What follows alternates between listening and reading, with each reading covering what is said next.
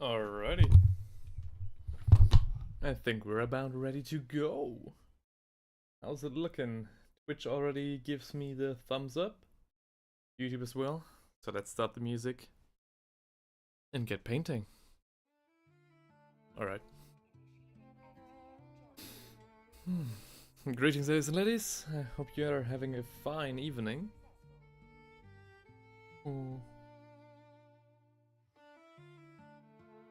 As for us today, we will not dive into the depths of Moradesh. You know, the planet that now lies in ruin. But instead, we will paint another veteran of the Space Marines of the Ultramar system. And yeah, just keep on picking up right where we left off yesterday. I hope you guys are having a relaxed start into your week and, you know, had a nice Tuesday. I'll just do one more sound check to be sure that the music is not too loud, because it kind of seems like it is. And then I'll be right back with you.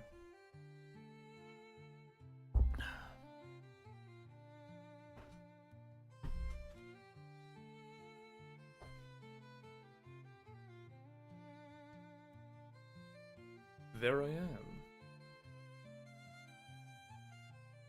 Of course, the video thumbnail is the ultimate clickbait.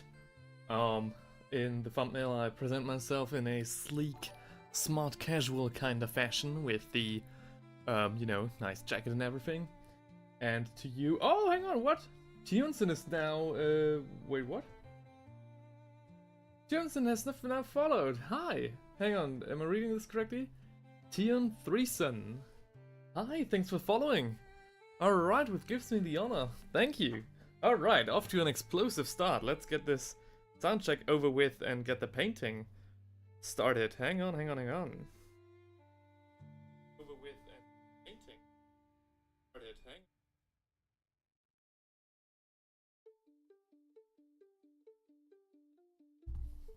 Back in a minute. Alright. Hey man, no pressure. We'll be here for quite a while. The music actually is quite quiet. Hang on, I'll do it a little bit quieter on YouTube and just fiddle around with my audio settings on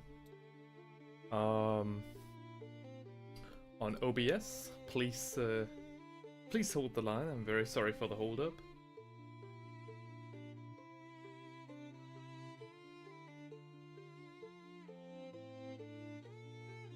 Okay, alright, I need to get a little bit talking. Basically today we'll do the very same thing we did yesterday. Whoa, hang on. We'll do the very same thing we did yesterday, painting this Ultramarine, finishing him. I think it's fine. If it turns out that it's not fine, please let me know. As always, I you know, was too lazy to do a sound check beforehand. Hope you'll forgive me for that. Alright. But now let's get to painting. All the audio covered. It's time to get the visuals started. So, yesterday we basically left off with this being... Oh, Rush Tell says hello. Hi man, how you doing? Very glad to see you again. I didn't register yesterday that you actually followed me on Twitch. I just saw the message pop up today when I started, you know, when I opened the stream manager. So thank you very much for that. I didn't get the message yesterday, I think. So yeah, thanks again. You know. Right. So, I think the first thing I want to start off with today would be the helmet. And I think for that we'll need... It's okay. Yesterday I knocked out of mind your stream? Oh. Oh, like 3 AM. Alright. God damn, 3 a.m. From where are you watching, man? And 3 on Sinner's back. I hope I'm saying your name correctly, I'm not quite sure. Tion Threesen, sorry. Tion Threesen.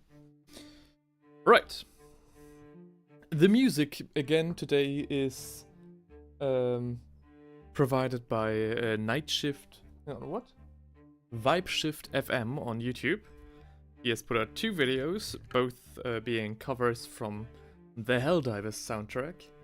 And I thought it only to be fair to give him a shout out, you know, as I'm using their music, so, you know, just trying to keep it fair. Okay. How long do you paint Warhammer? So, you're asking since when I've been painting? I've been painting since, I think it's fair to say 2014, 2015, so around 10 years now. I've been mostly painting High Elves. There has been a big gap in between there somewhere, I don't know exactly where. I've been painting anything from, you know... Wow, that's long? Yeah, it is. I started when I was just 14 years old. So I've been painting anything from Age of Sigmar, Warhammer Fantasy, you know, just whatever suits my fancy.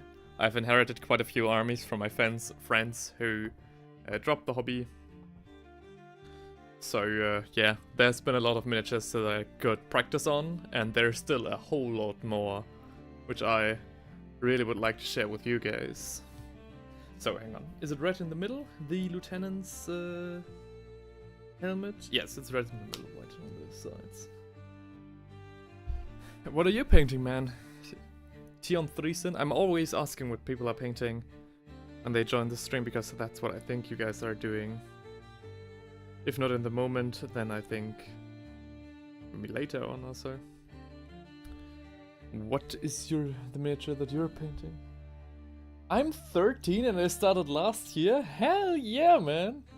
I'm painting the starter set from 40k. Oh, that's so awesome, dude!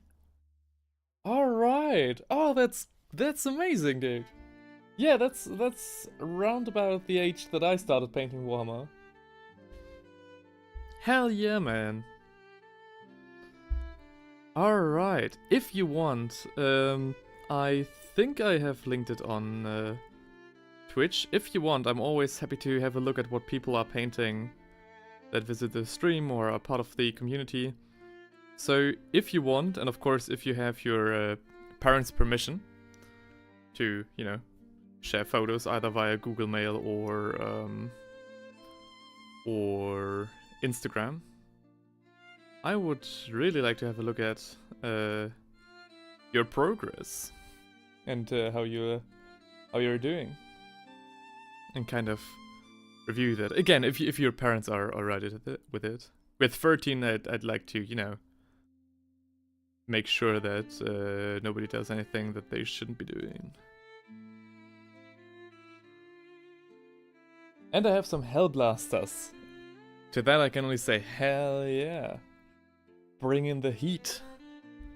The Hellblasters are a very nice unit. I actually don't have any Space Marine myself, so I don't know how they compare on the battlefield.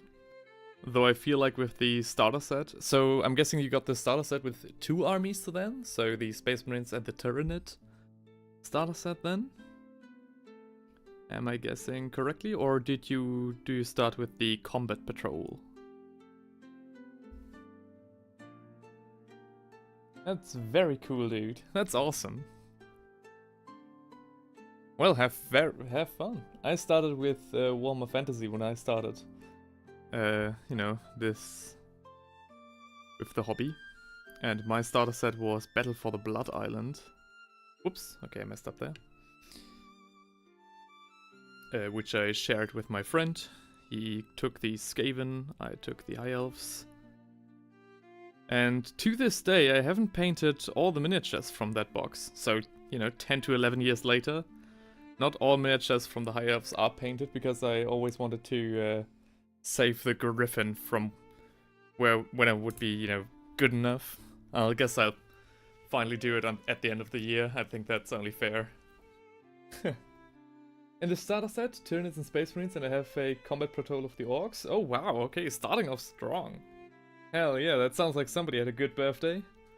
or a good Christmas. I myself am lucky to have quite a big family and they all live in the same city. So yeah, whenever the birthdays and Christmas rolled around, and it was like, hey guys, I just, you know, anything Warhammer related, yeah. I have quite a lot of high elves that still even their boxes as well. And Francois salutes me. Salute back to you, my man. How are you doing? I hope the week is treating you nicely. Alright. Orc Combat Patrol. So, wow, yeah, okay. So, by the way, Tion Threesen, you're starting with 3 armies right from the get-go. That's what I call commitment, alright. Very on brand, very nice.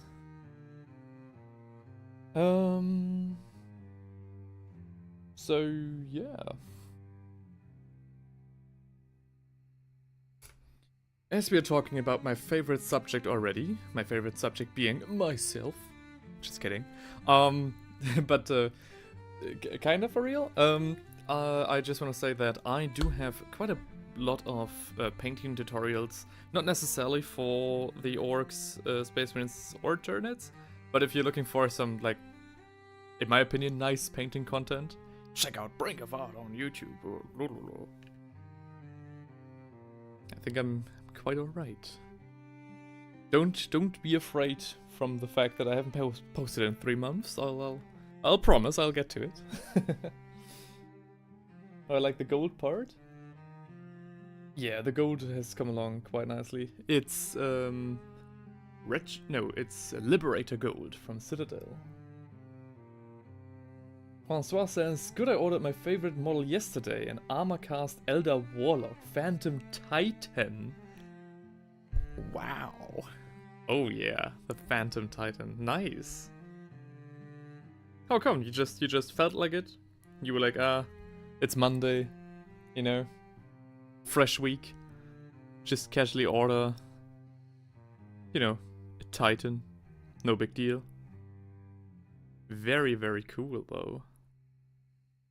A very cool miniature. I would like to paint the Elder Wraith Knight someday later down the track.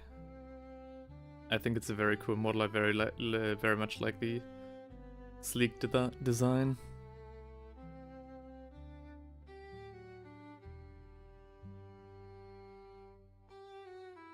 Still dreaming about the Void Dragon, or should I buy a Gunpla at that cost? Ooh, damn, man. I don't know. You're asking tough questions. I think the Gunpla, can you paint those? I mean, I guess you can paint those, but you know, one Phantom is enough, and I was able to get a good price. Ah, see, that's where it is. The good price, them good deals. Oh, trust me, man. I see them good deals on eBay as well all the time. I'm very glad that I finally found Kutami in Germany, so the third-party reseller. The third-party seller of Games Workshop products. Because, for example, today I saw a very good deal for a Space Marine Vindicator, which is like the one vehicle that I would really like to have. I think the great bulldozer shovel just looks amazing. And I would just like to have basically 3 of them if I could. But they're just so darn expensive at like 60 bucks. So I saw a deal, a guy selling it for 35, and was like, ooh. But it's from Austria, so the what's it called? The shipping is kinda high. And when I compared it to the third-party reseller, I was like, okay, with the shipping I would basically save like €2, which killed that deal for me. Which, again, I'm very glad for that Kutami provides this service for me and my portemonnaie.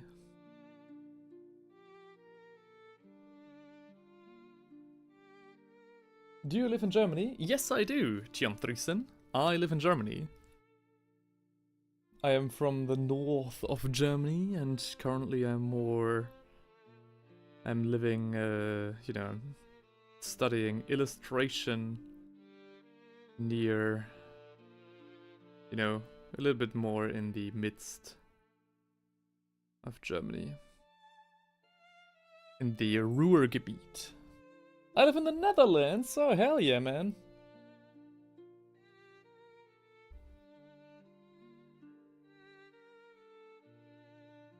Wow, hang on, you live in the Netherlands, so it's quite good English for, you know, that age. As a non-native speaker, hats off to you, man. I wasn't that good at 13 speaking English. I know it's a little bit different for the Netherlands because you guys have a lot of movies dubbed in English and not in Dutch. But, you know, still, you know, hats off. Yeah. Francois says, I'm in direct contact with the guy that makes all the Armorcast recasts you see on eBay. Oh, really? And dealing with him directly is much cheaper than any other means to acquire. Yeah, true. I can only recommend, you know, dealing directly with artists or resellers, or like sellers in general. The problem with that is, though, that I personally have made the very bad experience that when you're dealing, you're like, you know, one-on-one, basically under the table, you are basically susceptible to scams as a seller. Of course, also as a buyer, but, you know, the risk as a seller, at least for me, kind of is rather high. Because when I'm dealing via eBay, for example, or via Etsy when painting miniatures, I always have the Etsy, you know, the entity of Etsy as my protection in case the seller wants to, you know, not pay, for example. But when I'm dealing one-on-one, that's not the case. You know, I'm just a one-man band. So the fact that, you know, he sells to you directly is a great token of trust. That's very nice, man. Congratulations on that.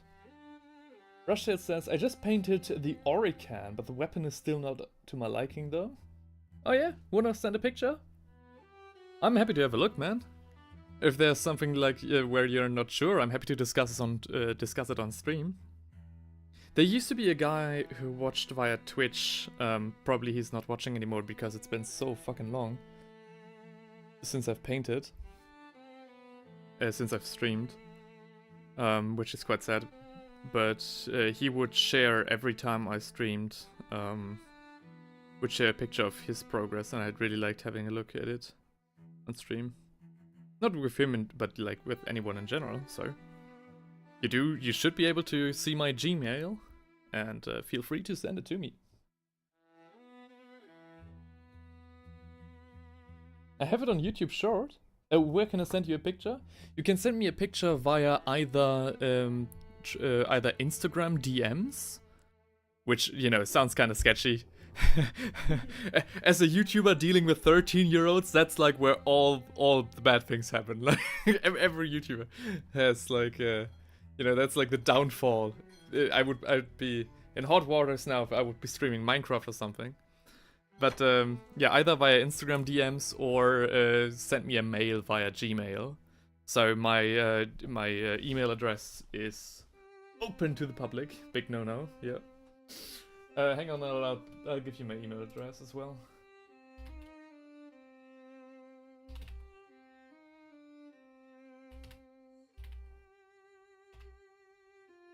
Not Minecraft streamer? Yeah. So there's my email address. I'll also post it in the YouTube chat. If any of you guys don't have it. Again, it's publicly available on my YouTube page. So if you guys ever feel like, you know, reaching out for whatever reason, feel free to do it via that link. Sometimes I'll take a little bit to answer because I really want to make sure that the language barrier doesn't get in the way. So I want to convey exactly what I think on certain things, you know. So sometimes I like take a little bit of time to create the perfect answer. But But don't be discouraged from reaching out. Salutations! Oh look, it's nobody! Hey man! Alright, I gotta talk business with you, because you've probably been wondering why I haven't reached out about that Kaitan demon engine. Francois said he sent me a DM asking if I wanted anything, so I assumed he needed some business and I decided to give him some. I've had a bunch of really positive interactions with him. Oh, regarding the guy on eBay? Yeah, that's great. That's great, man. That's very cool. As like someone who tries to make a living doing that, it's definitely good to have like reputable buyers who you can like trust and sell that to. Because again, you know, eBay takes a cut, Etsy takes quite a big cut of your purchases. So I'd rather sell to, you know, people directly as well. But again, the last time I did that, I lost out on 400 euros because the guy didn't want to pay. And unfortunately, it was a very turbulent time for me, so I couldn't go after him. And now I'm like, but it's good. Not just glad you didn't forget. No, I'm actually thinking about that Kaitan Demon Engine quite on a regular basis. And it's just been so busy, man. Nobody says, packing up my Camry for sale. Also, so I'm in the mood for packaging. Hint. yeah, I'll reach out to you. Just, what paint brand do you use? I'm using mostly Citadel colors. So, hang on, let's zoom out a bit. Okay, you guys can't see, unfortunately. I'm using mostly Citadel paints from Games Workshop directly. I think they're very much serviceable. And I'm also using them, you know, straight from the pot, which is something that is a little bit frowned upon in the painting community. Oh. And Heinrich says, bless you. Gesundheit to the lady of the house. Gesundheit von meinem Stream. In live. Gesundheit zum Lesen. Thank you. she says thank you. Paint equals paint? Not really. There are some paints where I wouldn't recommend Games Workshop's roster. So, for example, when it comes to gold paints, so true metallic gold colors, for example, you know, you have this Gehenna's Gold from Games Workshop, for example. It's not that great. It's not that great. I used it for a very long time because I was a naive fool. And now I live in the light. I finally have tried Hoplite Gold and Glorious Gold from, you know, Army Painter, Game Color. Especially Army Painter is like very reputable. So, you know, just try what suits best for you. The Citadel colors I really like because they're as bad of a rap as these paint pots get, and I get it. They are not perfect, but I think it's really convenient that you can paint just straight from the tub.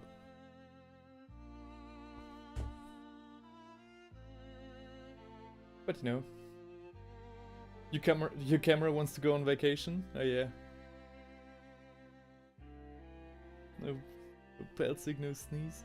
I'm trying to get ahead with my 2,500 points of Horus Heresy. 1 point Mechanicum. Ooh, all right.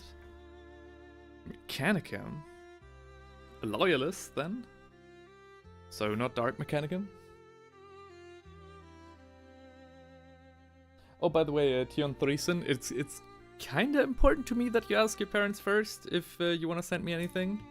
So, you know, I'm happy to receive anything that you know, want to send me, but, you know, I don't want to get you in a bad situation where your parents are like, hang on, what kind of emails are you sending out? And then, oh yeah, I met this random streamer on Twitch, you know. So, if you, in case you want to send something to me, feel free to do it, but please, I'd ask that you ask your parents first. Just to be sure. You can send them, show them this clip that I asked you to do that. Just wanna, you know, don't wanna get you in any hot water. And by extension, you know, keep this all einvernehmlich. Nobody says I'm trying to get ahead with my 2,500 points of Horus Heresy. Damn, man, 2,500 points of Horus Heresy. I definitely need to get a look into the rules as well. I would like to paint so much more, dude, but I just have so little time. And there's where I get to you again. I'm not just getting anywhere, as I also started a D&D group as a DM, and that's eating up a lot of time. Yeah, I get it. So I have basically we're not painting anything today. Just I guess we'll talk. Which is of course fine. I like doing that. So I currently have what's basically called Vorlesungsfreie Zeit in Germany. So the time before exam season in studying. And I'm studying illustration, so I have to do, you know, a bunch of illustrations. This is just one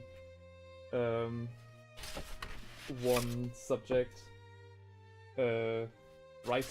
Ink on rice paper for East Asian traditional calligraphy. And so when you study illustration, you have to do a lot of like actual like work. Not that you don't have to do it in other, you know, subjects as well, in other classes, but you have to do like a lot of manual labor instead of like learning things, like theoretical work. You actually have to do manual work. And that's been eating a lot of time on my end. And there's also been a move, and all of my friends and family, you know, decide to have their birthday in March, so needs more Pelzig.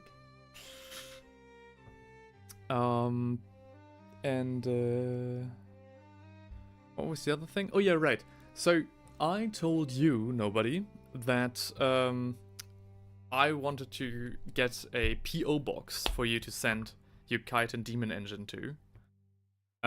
Not just for you, but, you know, in general for this channel. So I can, you know, receive and send parcels without, you know, publicizing my address.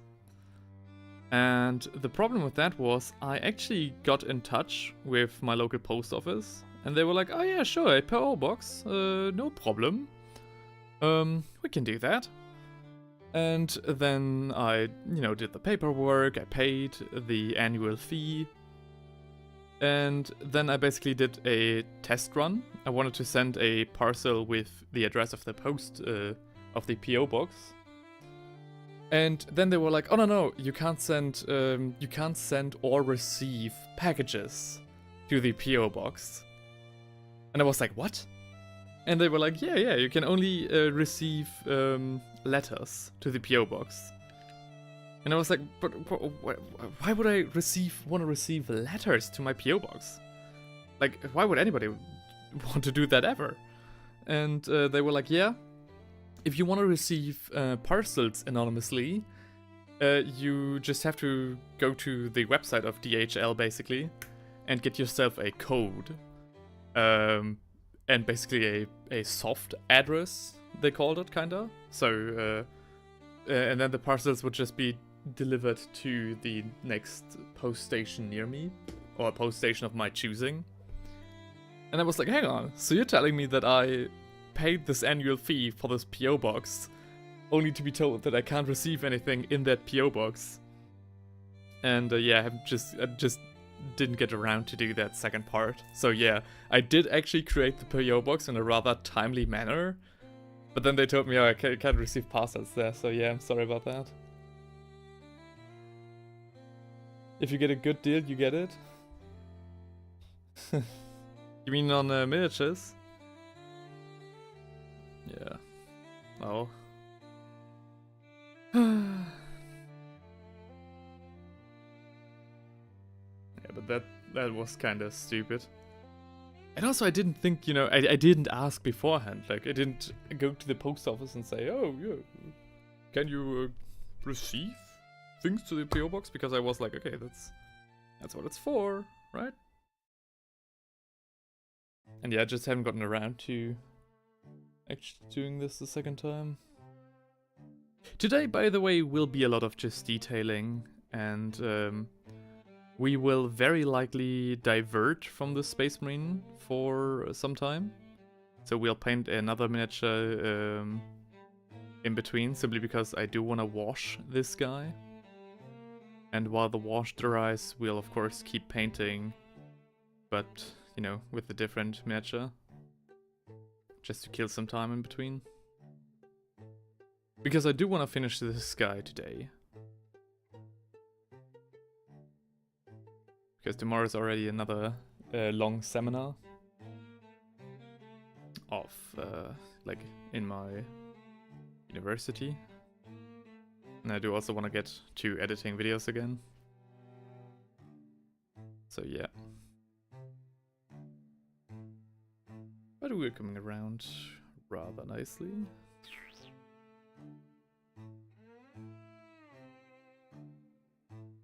So nobody is selling his Khemri or Khemri army, and instead building up his Mechanicum forces. I think Horus Heresy Mechanicum actually looks really good. I liked what they got. When I saw the battle box that they got, I really was tempted. Or like, my first thought was like, I gotta get my hand on one of those conveyors. But, you know, then sanity set back in, and I was like, okay. I have like 1,000 miniatures that need painting. I think I'm good. I also stopped wishing for Warhammer related stuff for my birthday and like Christmas and stuff. But like, it's so nice to get something from Warhammer when it's Christmas or your birthday, so I was like, So I was like, maybe I should. just one miniature, you know? Just a Malkadar heavy tank. Yeah. Nobody says, yeah, I just don't get to fantasy anymore. Very fair, very fair. If anyone's Armorcast recast, I highly recommend Husky Forge on Etsy. The links we have to do not get censored on in the chat. Yeah, okay, alright. I'm gonna check them out. Actually, I'll do a photo because I so often get messages like this, and I say, oh yeah, I'll check it out, and then I forget. So now I'll just take pictures of the, you know, messages that tell me to look at something.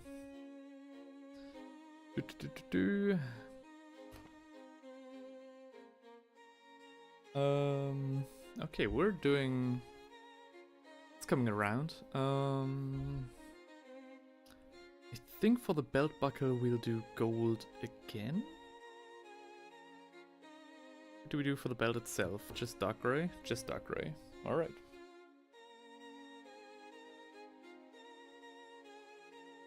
And then I think we're basically already done with all of these shenanigans.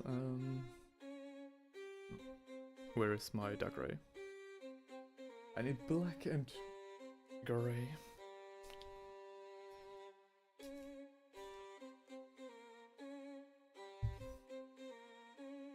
What is happening in the music, by the way? Yeah, that's more like it.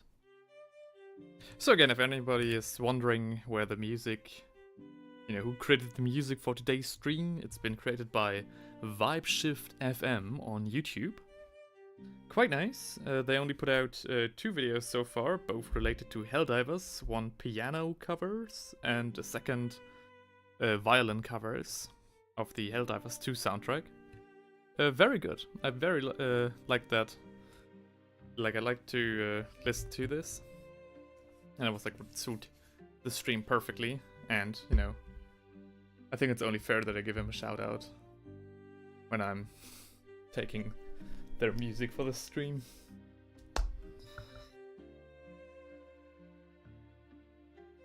By the way, have you guys seen the new Blood Angel model that came out for Horus Heresy? That guy looked dope. That guy looks exactly how I envisioned 30k Marines to look like. Like, really this, again, I say it very often, this dress to impress design philosophy and armor philosophy. And that guy, you know, I read the comments on Instagram, what other people were thinking about him. And like, everybody agrees it's an awesome model. But the Blood Angel players are very salty on why 30k gets nice looking Blood Angels and 40k doesn't. And I'm just like, you know. Looks crap, sorry to say. He's too big? Oh, he's just much too big? Yeah, really? You think so? I think he looks great. And because I'm the YouTuber, that means you're wrong. Okay, just kidding. Yeah, okay, interesting. So what don't you like about him? Don't you like the ornaments? I'm not trying to, you know, so many people are so debate-brained nowadays. I just want to, you know, I really just want to know your opinion on why you don't like the miniature. Because I liked all the ornaments, I liked the more chunky armor. I think, you know, 40k is sleek and 30k should be a little bit more chunky. True. I was not impressed, not bad, but just kinda meh. Oh, really? Interesting. Yeah, the ornaments are overloaded as GW does. Oh, really? Okay, hang on. I guess I need to have a second look then. Of course. I am not only a YouTuber, but also a sellout. So if you guys just repeat opinions to me long enough, I'll change them. Again, I'm just kidding. But again, I'll have a look. Because when I saw it for the first time, I was really happy with it. Not necessarily with the head that came with it. So this half-armored helmet, basically. So with his head exposed. Didn't like that very much, but the armor I really liked. What mini are you talking about? The new Blood Angel. So you need to look for Horus Heresy 30k Blood Angel reveal. It's a certain hero, I don't know his name, didn't care for it really that much. But yeah. And he's standing on a 32mm base, and his shoulders are nearly over the edge. Oh really? Is he really that big? My god, okay. Still, I think he looks great. Okay, hang on, I'll put him up on stream. Or maybe we should do that once this miniature is washed. I'll take a little bit more of grey and paint the tubes. Yes, size creep is just hurting the game altogether. Oh really, you think so? So in terms of 40k, I don't really think so, though in 30k I'm not quite sure if it's really that prevalent. Though, so because you know, the only 30k models that I own are from the Age of Darkness box set. So from the very beginning, those Marines looked fine to me. They looked like well proportioned for the you know, tactical Marines, pre-Primaris. Yeah, dude, put 10 of Primaris Marines next to a Rhino and see if the Rhino fits the scale. I mean, definitely. Okay, I definitely get that. I'm already, you know, kinda struggling with my own vision for a Space Marine army because I don't want to use, like, I want to use Primaris only for my own Space Marine 40k chapter. But I don't want to use Primaris vehicles because I think they're just too much. Especially the Repulsor is just too much in terms of armament. I just don't like it that much. Especially not as an APC. I think it's insane. But yeah, on the other hand, the Rhinos, and especially my favorite, the Vindicator, they just look like toys next to those Marines. So yeah, definitely get that. Can't find him. Oh, never mind. There he is. Aster Crone. Yeah, sounds like it. Yep, sounds correct.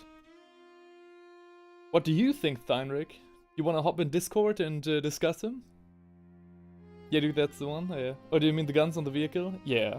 So the Primaris Repulsor is insanely armed up.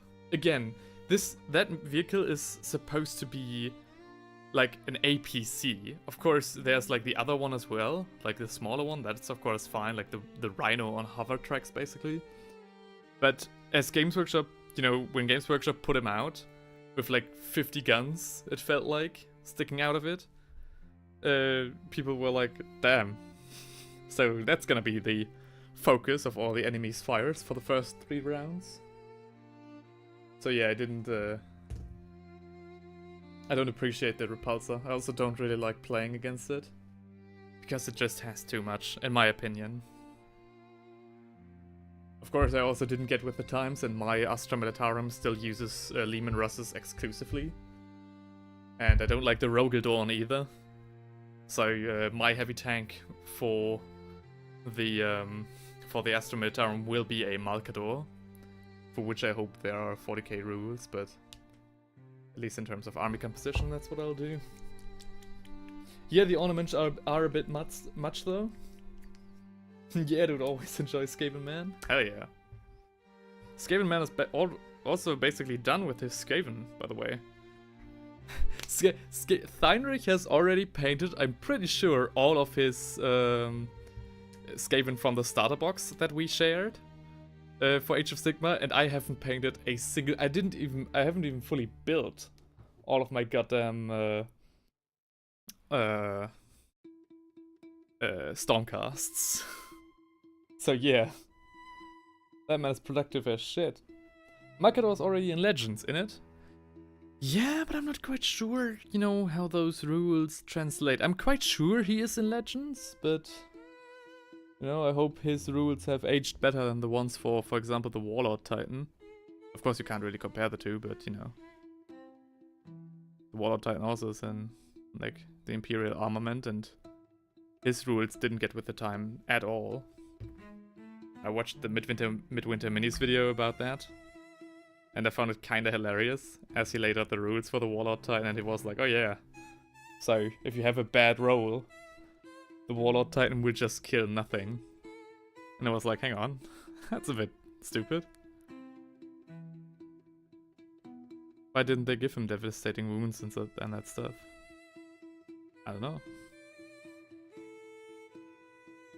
Maybe the gold belt buckle is a mistake, by the way, but yeah. Ha! Francois Marion, nah, Repulsor is fine, it's just a US Army M2 Bradley.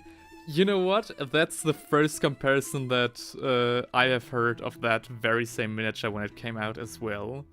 And I definitely saw the meme from the Bradley movie. You know, the movie where they showed how the Bradley was conceptualized. So yeah. I definitely know where you're coming from with that comparison. And I mean, true, the Bradley is also like a real-life example of an APC the APC that could, right? But I'm not sure. The Repulsor is a Bradley on steroids? Yeah, I mean.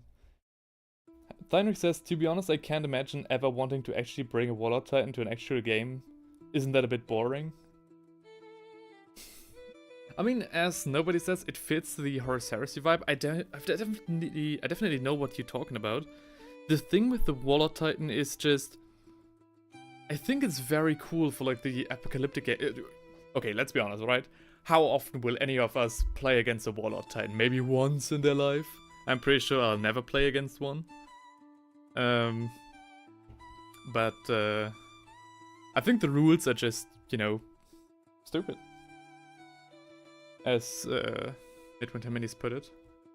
I just find it's kinda sad. I think the Warlord Titan is fine on its own. But, and I can't believe I'm saying that, the Warlord Titan actually seems kinda underpowered. At least for his points. So, what basically Guy from Midwinter Minis was saying is that the Warlord Titan should actually just cost 2,000 points flat. So you can actually bring him to a, you know, average guy's game, because his rules are just so weird. If you play more than 10,000 points and don't play a Titan, something is wrong with you. I play Apocalypse every month. Oh really? Goddamn, man, alright. Thanos says wrong. 30,000 Poxwalkers. Hell yeah. Now that's a Death Guard player, as we like him. How many poxwalkers do you have, huh? Do you have dingus? Actually, you do have quite many, don't you?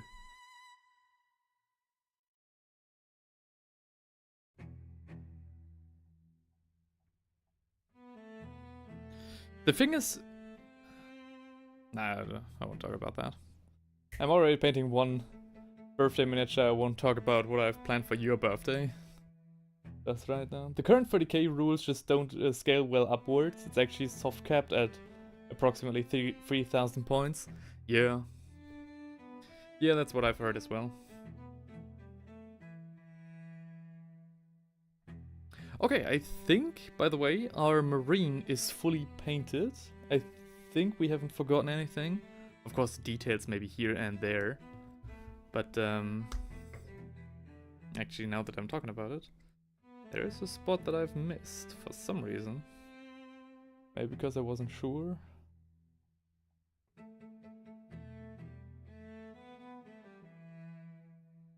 Bingo. Alright. And I think it's time for a wash now. I'm just gonna use nano. Oh! Hang on, there's a spot I've missed. I need iron breaker. That doesn't make it bad in any way. Gonna go to dinner with the wife real quick, be right back. Hey man, take your time with your wife. Don't stress dinner to come back to me. I'll be here for quite a while. I get it. I have seen the light as well. I do have a girlfriend now. Gotta balance the time. Printing a poxwalker with a 3D printer shouldn't be that expensive. I wonder how many proxies you could print for the same amount of money as a Titan. Oh my god. That's a video idea right there. That's what I would do if I was like a Warhammer Mr. Beast. I printed 30,000 poxwalkers. And brought them to an apocalypse game. Like, to be honest, there are only so many miniatures that you can possibly, like, kill, but even also target, right? So if you have, like, one Titan against a wave of poxwalkers, I'm actually not that... Like, the poxwalkers might get away with that.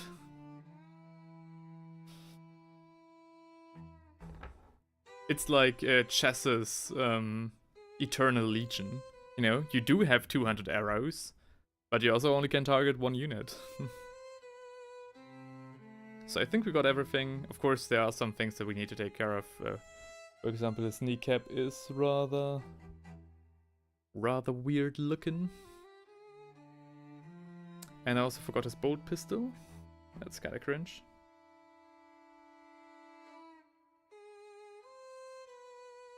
Okay, hang on. I think I need to switch it up with the music a little bit. Oops, sorry.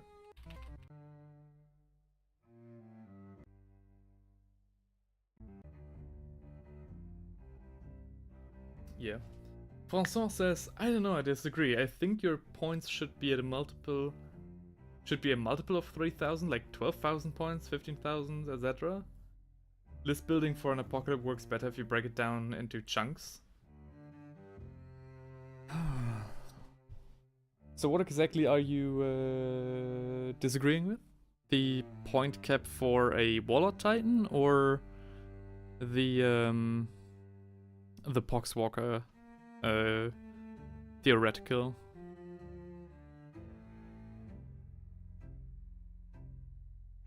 Just because we're talking about so many topics, and you know, every time I watch a streamer, I sometimes think of, oh, why doesn't he get what his viewers are talking about? Because as a viewer, it's quite easy to follow the conversation. At least, you know, when I watch a stream, it's easy to follow for me. But then I stream myself, and I'm like, what are these people talking about again?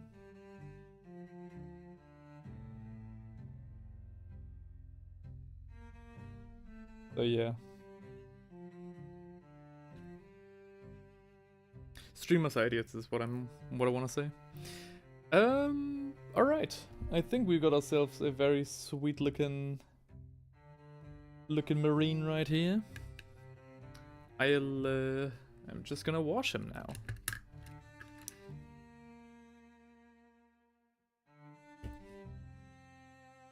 I'm kind of tempted to wash the armor with Talazar Blue Contrast, but I won't.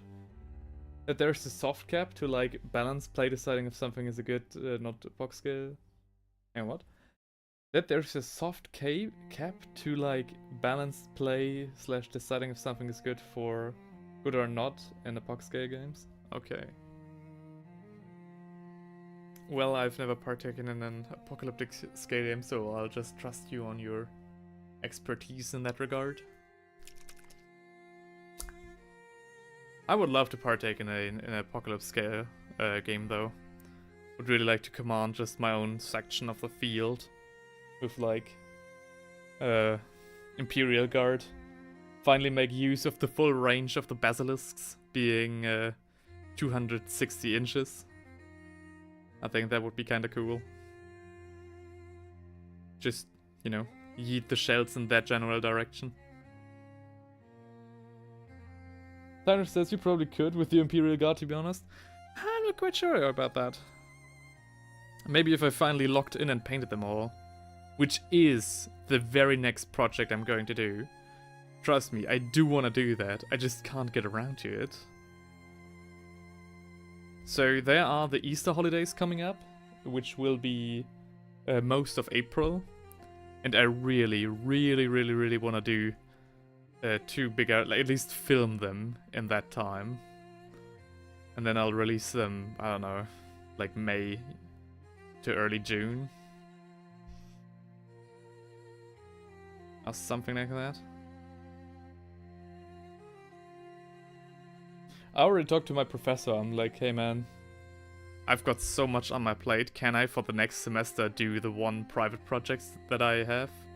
Can I like do the audio drama in your class and illustrate that one?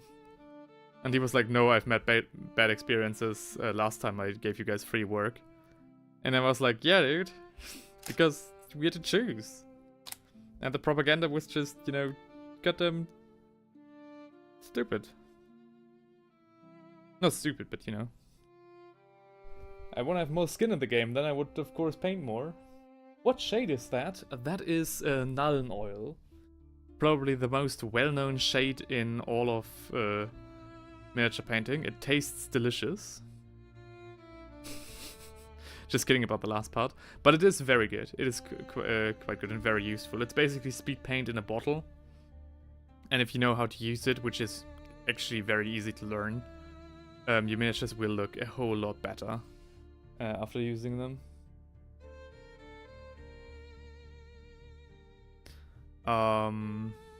Yeah, so Nuln Oil, hang on. It's like this black shade. Nuln Oil and the Grux Earth Shade are like, so hang on, this color right here. There it is. Nuln Oil and the Grux Earth Shade are quite important washes to have. I definitely recommend you get your hands on those, and the big pots as well. Because even like 10 years in, I know some people who frown upon using Nuln Oil once they got better. I don't. I think Nuln Oil is great. Does anyone have a place where I can buy the Leviathan box? I think your only address there might be eBay, my man. And they will charge you quite the large price. The reason for that is that they were very, very cheap when they first came out. Like, insanely cheap for the contents of miniatures that they had. And now they've actually, you know, scaled to the actual contents of the box. So it used to be like 140 euros. And, oh, there you go, Francois has one. So 140 euros, but now it's like 260 on eBay, at least. Can't even be mad about that. So Theinrich said, hang on. How many points of guards do you think you have? I mean, if I count the Baneblade and the Knight, like build and everything, hard to say. I'd say 3,500, maybe 4,000. Yeah, at least 4,000. Like around 4,000. Strong 4,000. Maybe more. Oh, hang on. I just got 2 Vanquishers as well. Around 3,500 to 4,500 points of Imperial Guard. I'm very sure. Oh, I have 2 actually. Oh, damn. Let's go. Somebody made the right decision. Back in that day, I didn't, you know, I really wanted to paint. I want to paint so much, I just, you know, I just leave it there. I didn't buy it because of my conscience.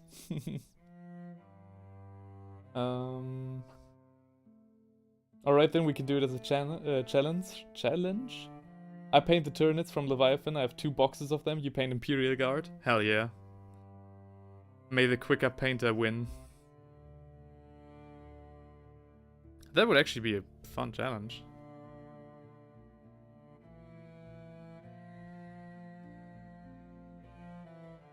That's actually a great idea, dude. Hang on. I'll make a photo of that chat so I don't forget.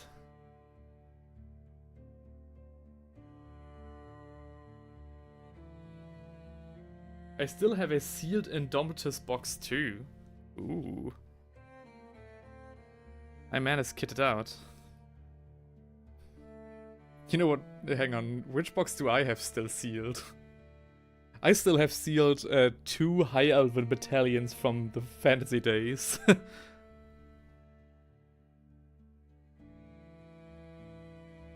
So yeah. I just can't. I couldn't justify it. I'm just too slow. I have too much other things going on, unfortunately. Again, if I could do this full time, I'd gladly do it. But I can't. And I need to prioritize my my illustration studies. Because again, you know.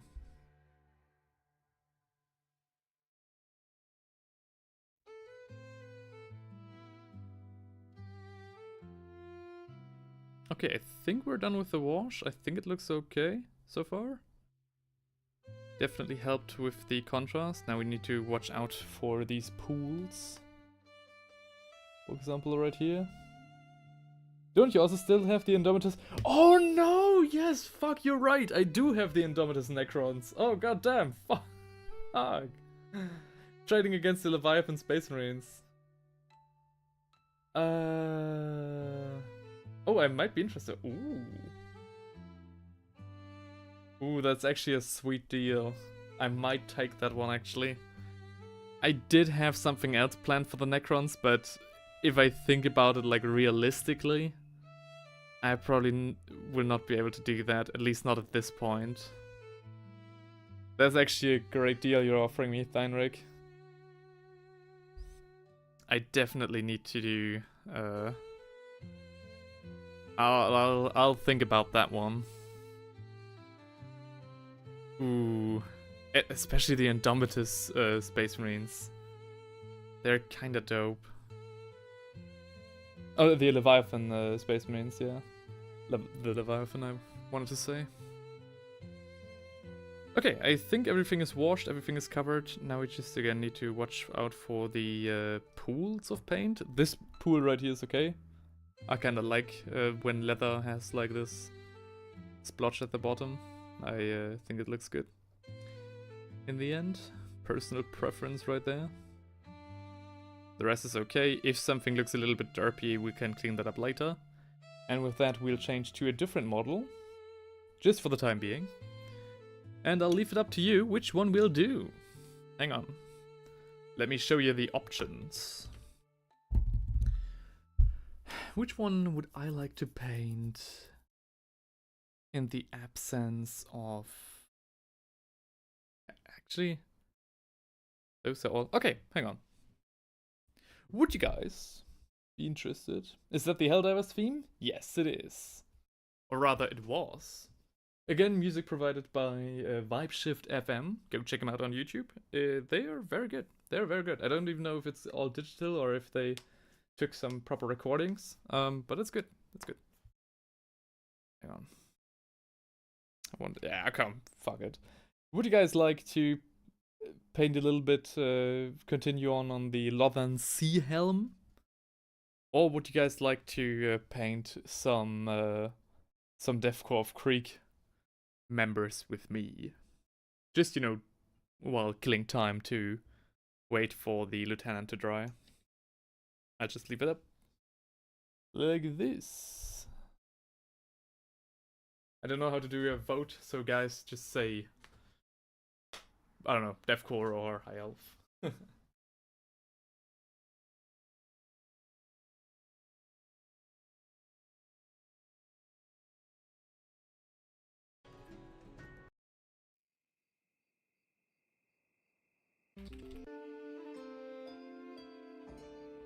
Okay, I hope the music is loud enough to be picked up by OBS.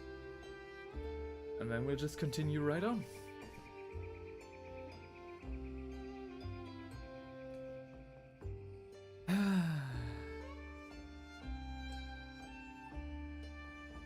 Okay, nobody has any preferences? Excellent.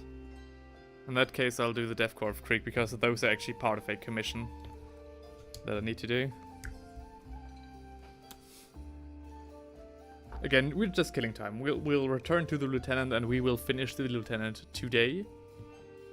But you know, as we're waiting for the wash to dry, we'll just use the time to paint something else.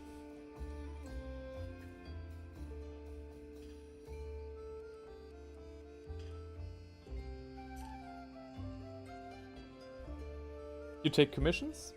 Yes, I do. You can find me on Etsy under Brink of Art. Or as I have found out, it's actually quicker to find me if you Google, if you look for the Light of Tharion, which is a, what's it called? A Loon of Realm Lords commander. The favorite miniature I've painted so far. And yeah, I do have some, what's it called? Some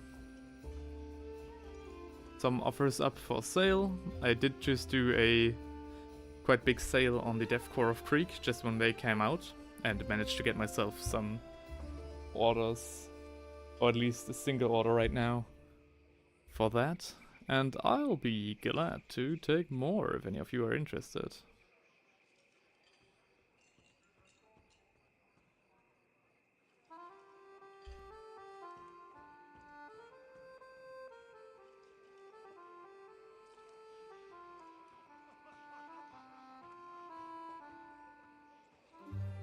As my studies come to a close in like the next year, so the next year will probably be much different content, but more regular as well, because I'll be vlogging the entire process on my diploma. So again, I'm studying illustrations, and the diploma will be a work of like manual labor. In my case, it will be a bunch of paintings on canvas in oil. Quite big ones as well. At least that's what I've planned. As well as a whole book that goes alongside it. And I want to cover the entire process of work that I did there. Because I don't want to let my channel die during that time. I will try to continue with some form of Warhammer content as well. But the diploma is actually very, very important to me. Like, of course. And if the diploma goes very well, if it's like an exceptional diploma, I have the chance of actually being knighted. So it's Sir Brink of Art then.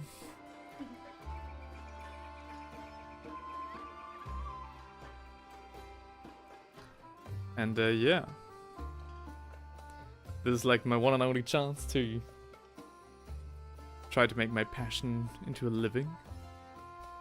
And I do want to take all steps possible to do that. Why did I start talking about that while doing this commission? I don't know.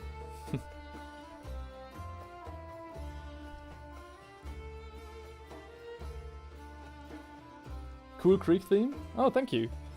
Yeah, it's a custom, what's it called? Custom requested by the buyer of these miniatures. And I'll actually make a video very soon, very soon, on 10 different themes that I thought might be interesting to, you know, give your Krieg soldiers. So some of them will be classic, and I'll just give you guys the rundown of paints and techniques that that you will need to paint your Death Corps of Krieg that way. And some are literally, you know, spotlights as well, a little bit more crazy, a little bit more on the interesting side. Sounds unreal. After that I'm gonna call you Lord something.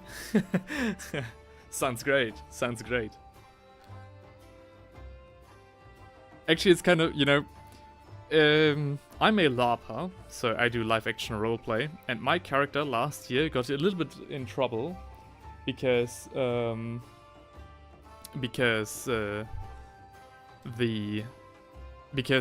basically I called myself, or my character called himself, a hedge knight.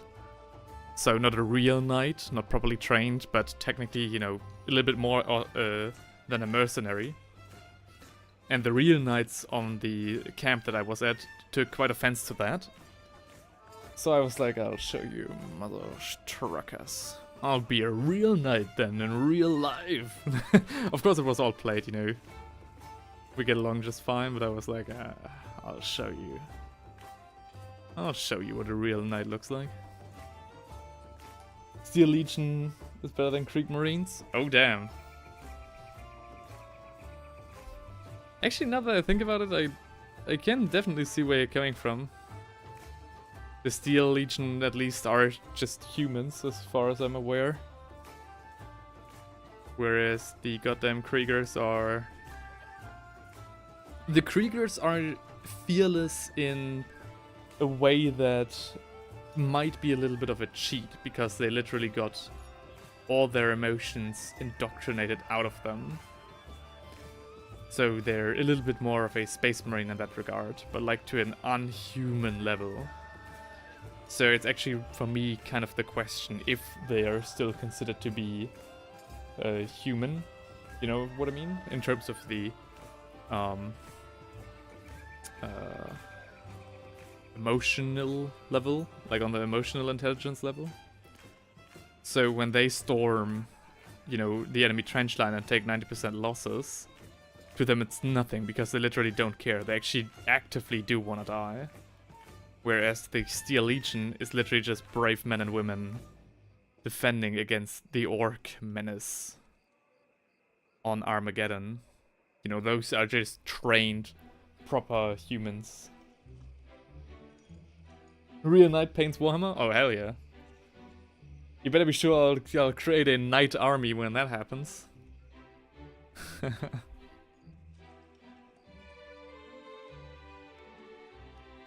Humans over psycho-indoctrinated clones? Yeah.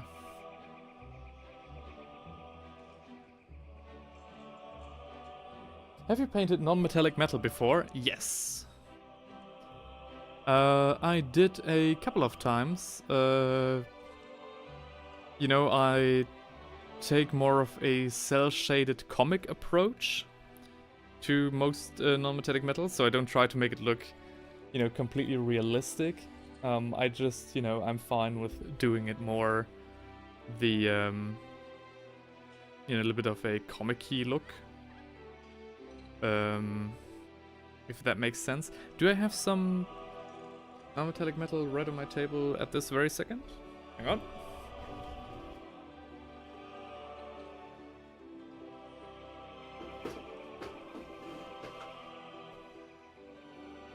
Is some non-metallic metal in here? Nope.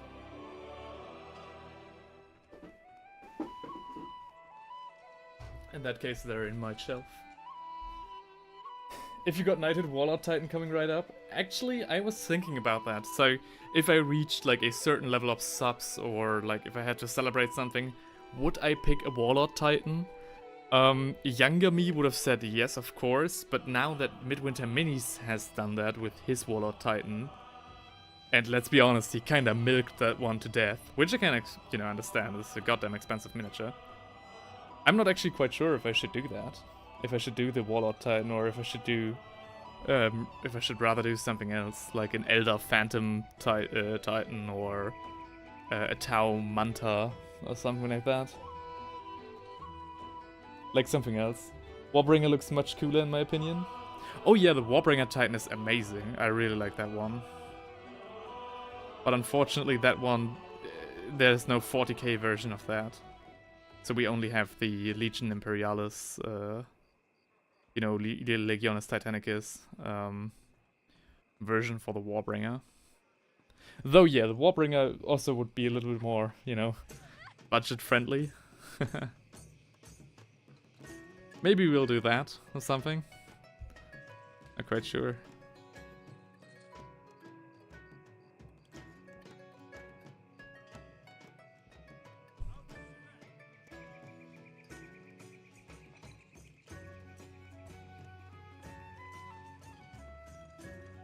Warbringer Nemesis from Forge World? Did they stop producing it already? There is a Warbringer Nemesis? Hang on. Are we talking about the same? Or maybe I'm talking about the War Master Titan. These things sound so similar. Maybe I'm... So I'm talking about the Legionis Titanicus only. Or do you mean the one with the Quake Cannon atop? Not Quake Cannon, but the, you know, huge Titan Killer Cannon on its back. Maybe I'm... Holy crap, they stopped producing it. Really? Damn. Yeah, the one with the Quake Cannon. Alright, okay. Damn. It's actually a shame that they stopped producing it. Maybe there's a plastic kit? There's probably not a plastic kit coming up. Yeah. Games Workshop is definitely min-maxing their stuff. I feel like. I found it quite interesting to see the kind of customer support that a guy from Midwinter Minis got when he bought his Titan and some parts were missing. And that it took like months for Forge World / Games Workshop to send replacements. Whereas like his own community was like, oh well, I just 3D modeled the whole thing and I can send it to you.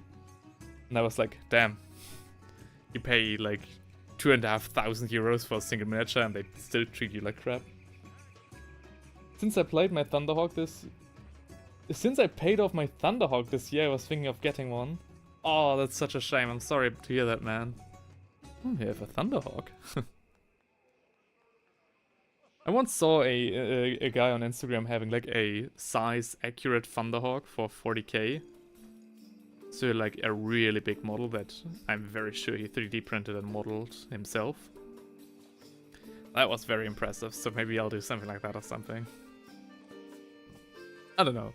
That's very far in the future, and I don't want to be like, I'm an optimistic guy. I think you can really do, you know, a lot more to choose your own path and forge your own destiny than sometimes you give yourself credit for. But I'm also a little bit, you know, more on the cautious / realistic side. So let's see if we even get there. You know, I'm very optimistic. I have built maybe not the biggest community so far, but a very good one. I really enjoy you guys, talking with you guys. One stop here, painted Emperor portrait on the Warlord Titan. One shot painted Emperor portrait on the Warlord Titan. Ooh. I mean, that sounds also very cool. Yeah, I really like the cool freehands people do with their knights and titans. I would definitely want to do something like that as well. It's very large and heavy, but it was much fun building it. Loyal customers, where's that, brother? I mean, yeah, sure, right? I'm definitely more of a quality over quantity guy. But a part of me is thinking like, okay, if I don't, you know, get my act together, and it's maybe not the best etiquette to talk about that during the stream, but if I don't get my act together and get to like 10k subs by the end of this year, I think it's quite bleak with a career as a full-time YouTuber, which would be a very a shame. But you know, I've realized one thing, even if I don't get to do this full time, I'd still upload every one of them, because it's just so much fun to do this. It is. But you know, if you thought my upload schedule was miserable now, I don't even want to imagine what it'll be like after university.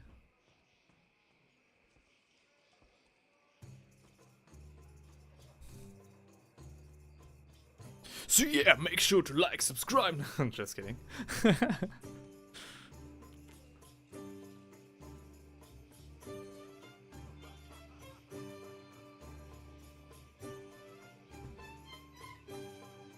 Okay, the miniature's definitely drying very nicely. I see the lieutenant over there, he looks quite alright already.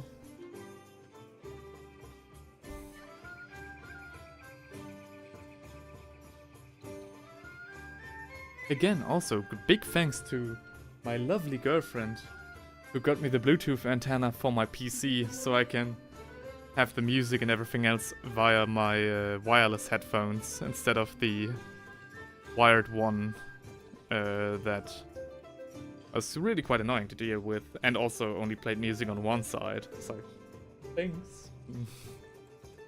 Thought I should mention that again. But yeah, what other miniatures are there which would be like, which are quite underrepresented in the YouTube space? Because it definitely used to be the Warlord Titan. Now the Warlord Titan is like a bit much. Because Guy made like 10 videos about it. Again, fully understandable, but still, you know.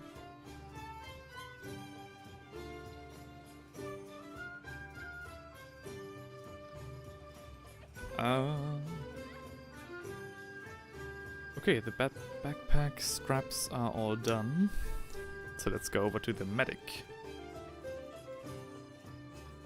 The medic for this certain squad is actually a little bit more interesting than maybe for your average kill team. Because I convinced, or okay, not convinced, but I raised the idea of maybe giving him a like gray/white backpack with a green cross on it. So if any of you play Foxhole, you will recognize that color scheme from the medic's outfit. And I thought that would look just quite neat. You can go crazy on the title, 100k points army marathon. Ooh, that's also a very good one. That's also a very good one. Yeah, that sounds cool. 100,000 point army though. My girlfriend would kill me. If I got to... If my plan was to build an army worth 100,000 points. So, the army in my shelf with the tanks and everything, that's like around 2,000. So if I was like, okay, I'm now building one with 100,000 points, so 50 times that size, I think the room would get rather crowded. What? She says like, that she feels like it's inevitable anyway. So, that's some real shit right there. Not gonna see the sunlight nor GF for a month. A month, dude? You're putting way too much trust. Theinrich might be able to do that in a month, not me. Not me. And Berserk Frog, chatting for the first time on Twitch, welcome. Says paint a red cross on him, so whenever someone kills him it counts as a war crime. Actually, that's quite a neat idea. I was thinking also, like, if I painted a red cross on him, will the red cross send me a cease and desist letter as well? I make a video about it, getting my customers in trouble. In trouble with the Geneva Convention. But nah. I'll definitely do, like, you know. By the way, it's like, he's a medic. I'm pretty sure it'd be a war crime either way. Regardless of the cross being red or green. What do we have here? True brother. Oh, hang on. And a blue helmet. True brother, I'm at 28k points for my Minotaur Space Marines. Oh goddamn, dude. I think if I wanted to really quickly reach like 100,000 points, I'd either pick like a Night House or like Custodes. That would be the easy way. But yeah, 100,000 points of like goblins or something. Whew. I'd be out for quite a bit. Now I have about 65,000 points in just Dark Angels. That's not as much space as you think. If you store your models in hard case instead of display cabinets. I mean, of course, right? Yeah. 100,000 points of orcs, yeah. That would be another good one. I mean, 100,000 points of like Nurgle Poxwalkers or something, or like demons. That would also look cool as well, I think. 65,000 points. Good god, man. No wonder you can play an Apocalypse game every month. Sheesh. Very cool, though. Very cool. Johnson says, I only have 650 points of orcs. Hey, man. 650 points at 13, just starting out with the hobby, is cool. It's very good. It's very respectable, man. Don't worry. It's the addiction, you know, like, from what you've already told me, you're on a very good way to reach a 2,000 point army in no time. And 2,000 points is, like, is good. Like, I'm already at the point where I'm like, huh, a bunch of kill teams would also not be the worst. Like, I'm not done with big armies and my dreams of, like, the perfect Imperial Guard, you know, law-accurate Imperial Guard regiment. But, I'm also at the same time thinking, like, okay, maybe a bunch of kill teams wouldn't be too bad either. Francois says, marry an Aemon brother. Yeah. In HA 1.0, there are levy units with 20 man minimum for 40 points. Make of that what you will. I mean, there are some crazy points, right? I mean, a Goblin Garg boss for like Warhammer Fantasy costs like 20 points. Or something like that.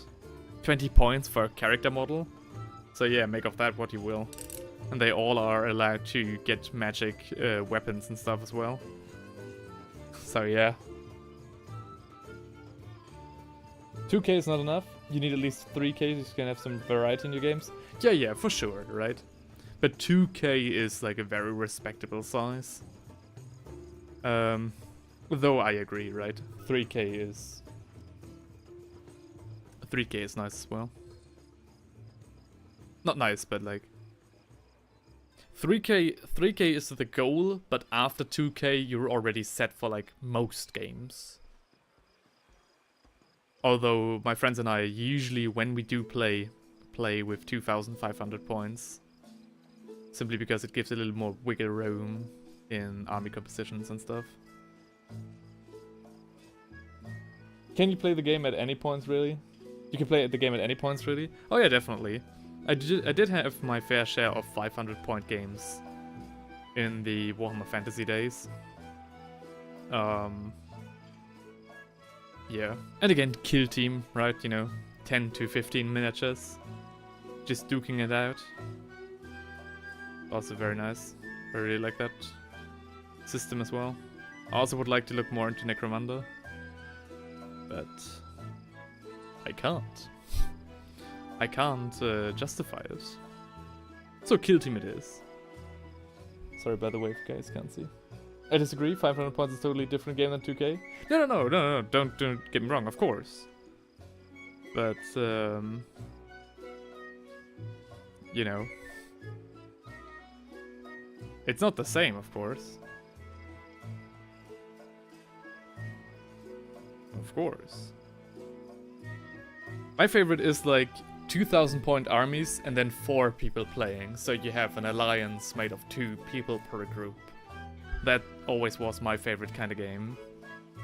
Because it's quite fun to have like an alliance partner, and if you play your cards right, you can get some insane army compositions. So Theinric and I, for Warhammer Fantasy, worked out an army of High Elves and Lizardmen that, theoretically speaking, could get a 12-point bonus to any spells they cast.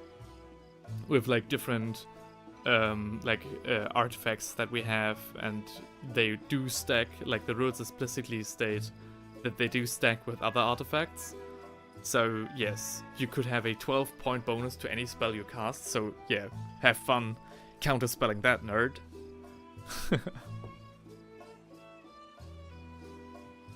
Gotta leave now, Brinkapart. I'll send you a mail with a bit of an update. Bye-bye. Alright, bye-bye, man. Have a nice evening. Catch you in another stream. I do want to stream more, just don't know when. Sure, the rules are the same, but it doesn't play the same. Yeah, no, definitely.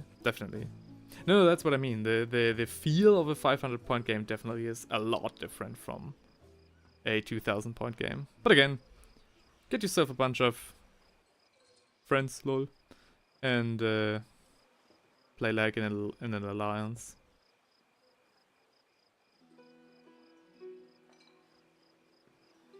I like alliance games very much.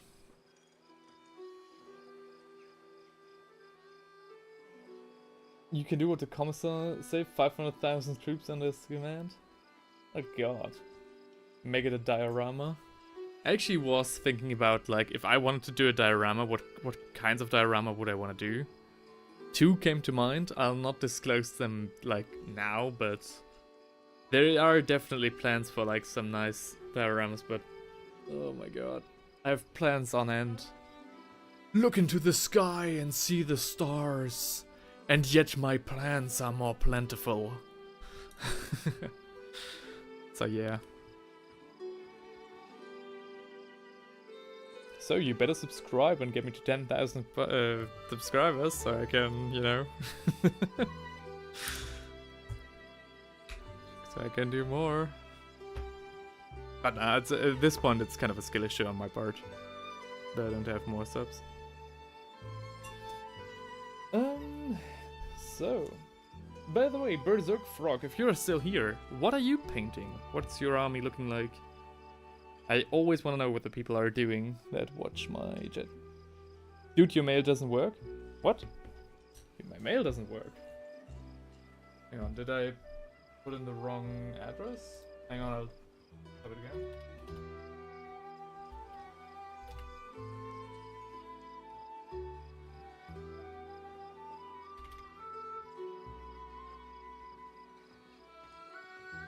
Oh, sorry, maybe I have a typo somewhere.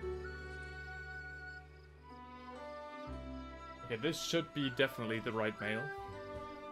Try that then. My mail doesn't work. It's kinda cringe. Oh shit, Rush Tales! There he is on YouTube! Hang on, am I going to get a notification pop off any minute now? That Rush Tales subscribed to me on YouTube? Nope, saying it doesn't exist. What? But that is my Gmail. What? Hang on. I gotta investigate this now. Am I stupid?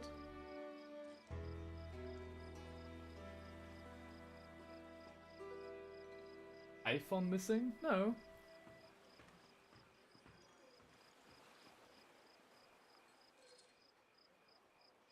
As far as I'm concerned, that's the right mail. Did you try... So, my mail is also on youtube.com, so if you go to my channel and then go to channel info, my mail should pop up there as well.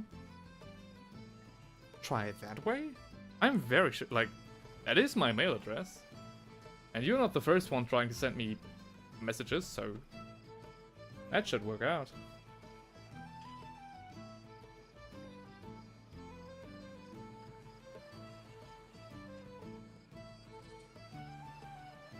I just input manually instead of copy and paste. Ah, alright, okay. There we have it. Okay. You had to appease your machine spirit first. I see.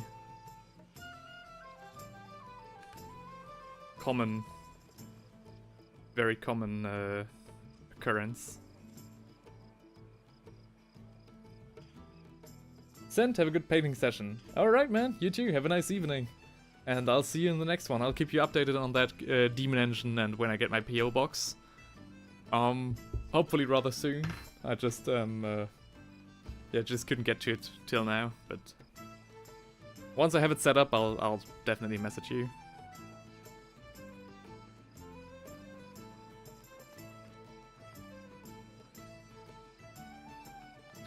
Alright, alright.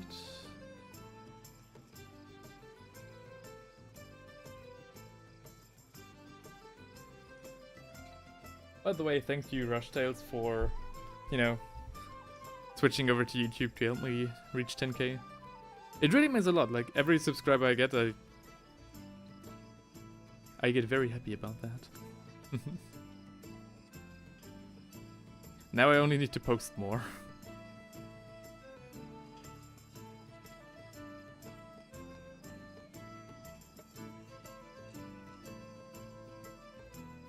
So, voila. Nobody says get to 30k and I'll put you on the Airbnb next door for a weekend if you want to come for some epoch. I think he's already gone. Yeah, I'd really like to partake in an apocalyptic scale game as well sometime. But I need a little bit more, few more units to do that. Alright, I think that's enough Deathcore of Krieg. I think our Ultramarine should be ready to be painted. Let's have a look. If I reach 1k, I'm a happy man. Are you saying you have a YouTube channel as well? Hang on, I'll check that out in a second. Alright, that's where we at with our Ultramarine. I think he looks great so far. As you can see, we stepped up our game quite tremendously from how he looked before the wash. And that's why I just love Null Oil. It really gets the point across rather quickly. It is, like, shades kind of have the same problems that contrast paints have. In that they sometimes behave a little bit more randomly. So if you really want to, you know, put shadows and contrasts precisely, you know, at precise points, if you get to that level in painting, there is definitely the point where you have to just say goodbye to shades and just do it manually. But, you know, if I look at this, I'm quite happy with how the shade flows. There's also a lot you can do to influence, you know, the depositories of shade, where it flows, where it stays, and so on. It just is sometimes a little bit tricky to convince the shade to actually go where you want it to.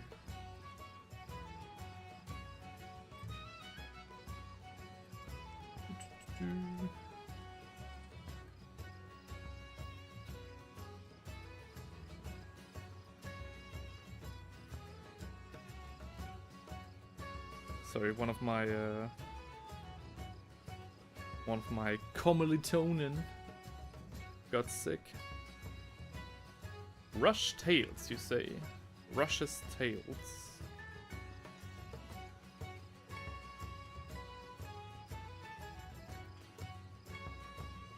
Ooh, hang on, is that your channel name? Oh yeah, there you go. All right, okay, I see. Isn't that right? Rush's Tales RTM?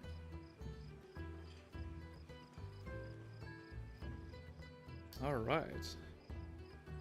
So you're doing those kind of videos, alright. Yeah, I think you'll get to 1k. I'll have a look at them later.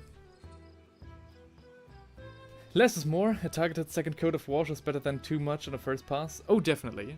I am very much a heavy wash enjoyer, a heavy wash connoisseur. Though, yeah, there is a point where heavy washes are just, you know,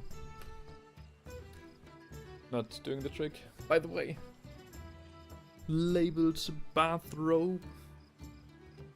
If I ever want to do merch, I'll definitely do something like this, like bathrobes and stuff. Yeah, I hope so. Oh no, you'll get there. You'll get there.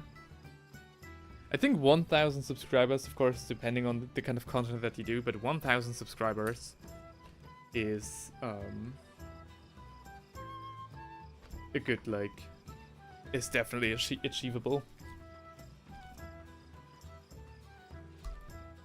Alright, turning back to Warhammer painting, I think I want to do the laurels.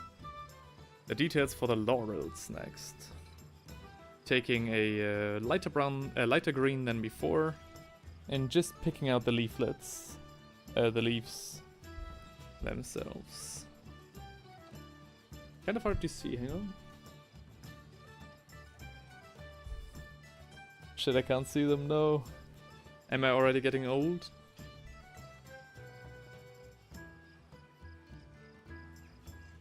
Very delicately. Just putting a bunch of paint down for a highlight. And then we'll of course do a more controlled highlight later on.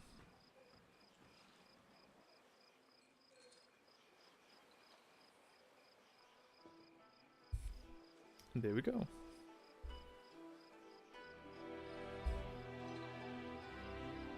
The Orokin is in the short. You can tell me if you want to. You can tell me if you want to know your thoughts. Oh, really? The Orokin is in the short as well? Okay, hang on. Then I'll have a look at it as well. From what I was able to see, you were more of a storytelling YouTuber, right? So with the visually stimulating video in the background, which is a classic concept. Don't get me wrong.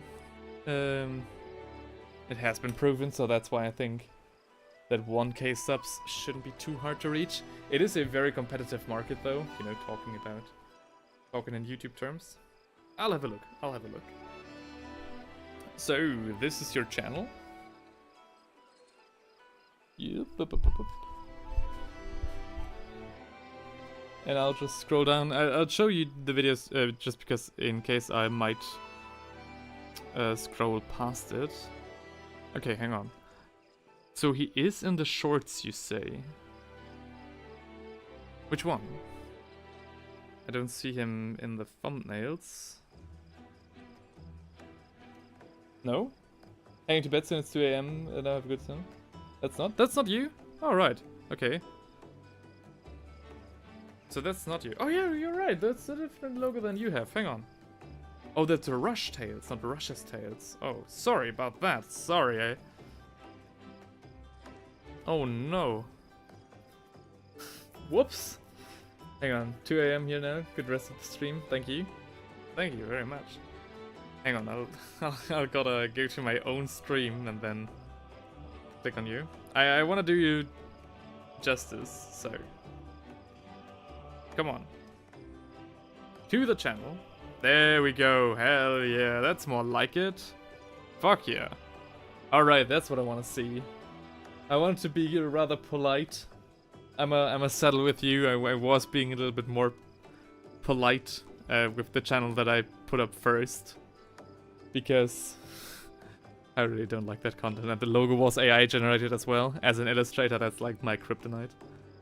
So Orokin. Is that the infinite and the divine? Hell yeah. Oh wow, you've got a great camera quality. Jesus Christ.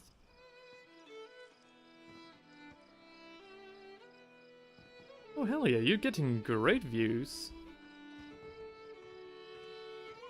And so where is Orokin? I think it's this one, right? The Necron?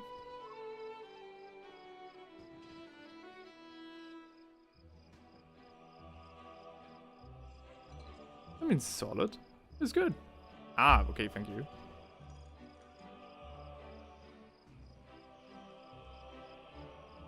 So you said you're not quite sure with the weapons. I think they look good.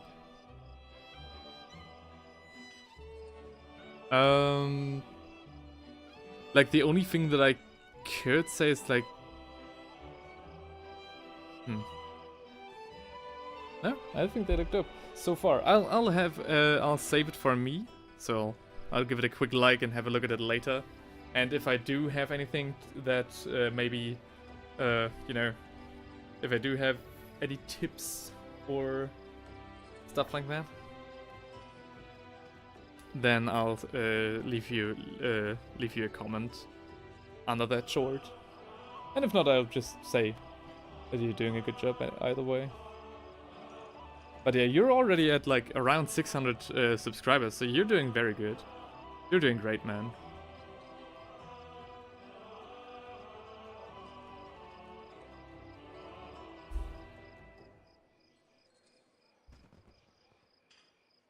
Yeah. It looks solid.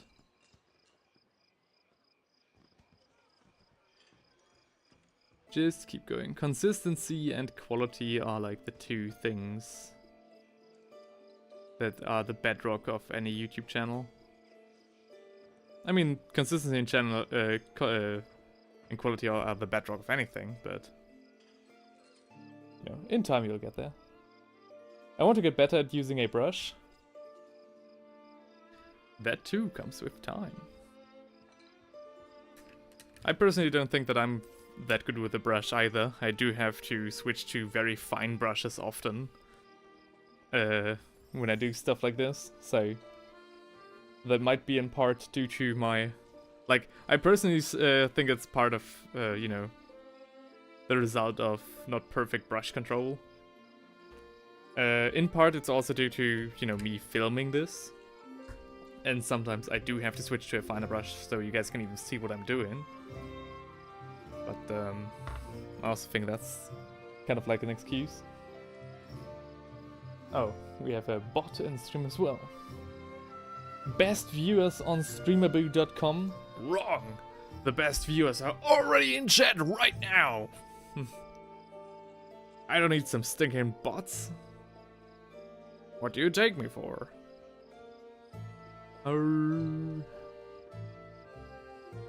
Alright, are we going to do some highlights? Maybe, maybe not. The last color I used was Calidor Sky. I do have some Techless Blue, but it's very old. Whoa, shit. I'll catch you next stream though. I want to get... Alright, man. Thank you so much. Yeah. I'd be very glad to see you in the next stream. I'm very glad to see anybody, you know, coming for more. But yeah, man, it's if it's 2 AM for at your place already, then I'll just wish you a good night, get some rest, lots of strength. Tomorrow is already half of the week over, of the work week. So, you know, stay strong. And I'll catch you in the next one. Whenever that'll be, I am not quite sure. Like, at the latest, I'll stream again in April. And then we'll have a big discussion stream, building, you know, discussing the lore, the composition, and the color scheme of my very own Space Marine chapter. The Celestial Spears / Emperor's Phalanx, whatever will sound cooler.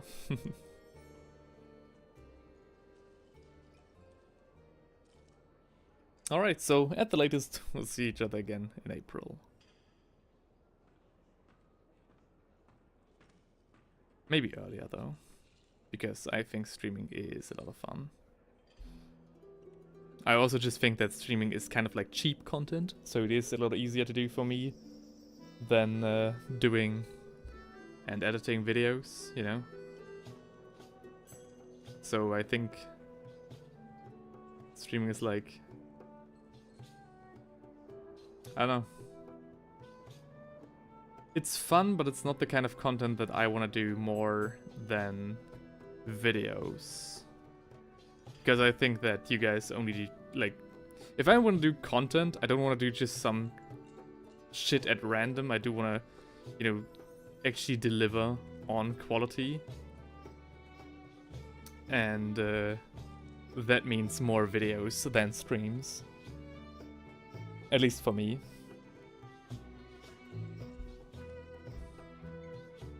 So sometimes I like Again, the reason I haven't posted anything in 3 months is because I didn't have time. And I did definitely have time to do streams. I was just like, damn, it's not good enough.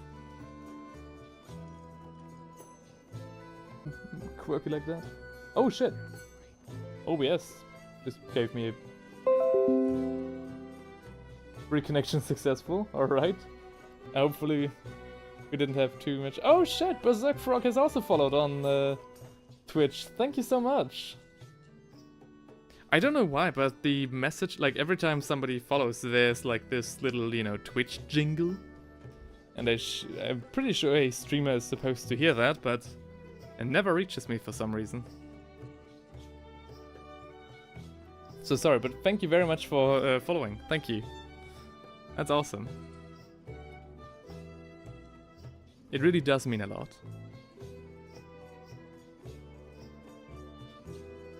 Berserk Frog. So that man is still here. And he just doesn't want to tell me what he is painting. That can only mean one thing. He is painting some heretics. And he doesn't want to get the Inquisition called on him.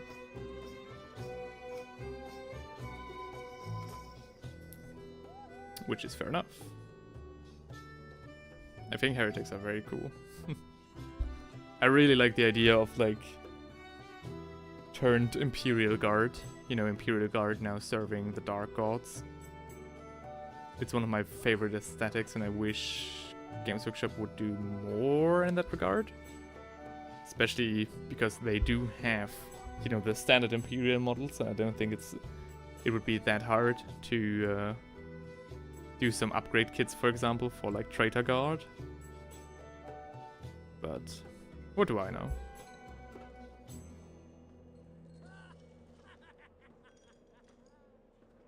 Somebody's laughing at me. I'm definitely I don't know. Every time I do these streams, I talk about, you know, the videos that are coming up, the projects that I'm doing, the plans that I'm having.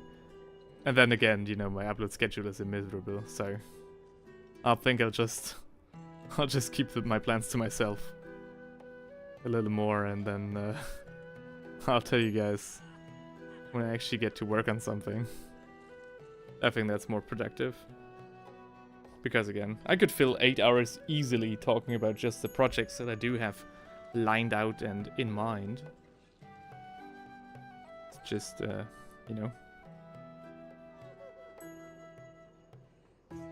I don't want to be that guy that always talks about doing stuff and then never does stuff.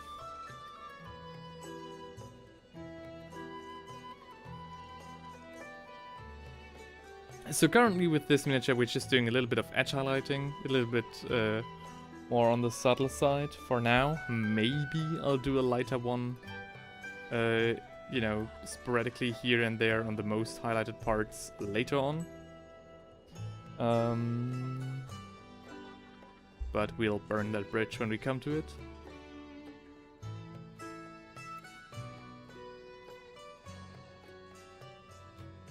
By the way, the music that's playing now is just some, you know, an assortment of various World of Warcraft tavern themes, which I am a big fan of.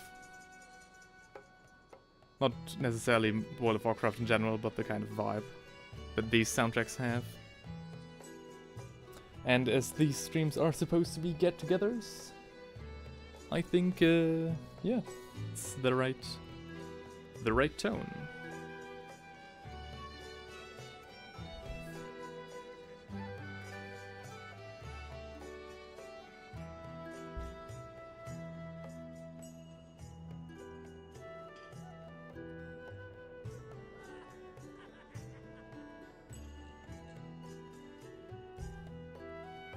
Just a little bit of highlighting here and there. Again, it's quite subtle now, but it definitely does make the miniature look a lot more, you know, interesting and professional.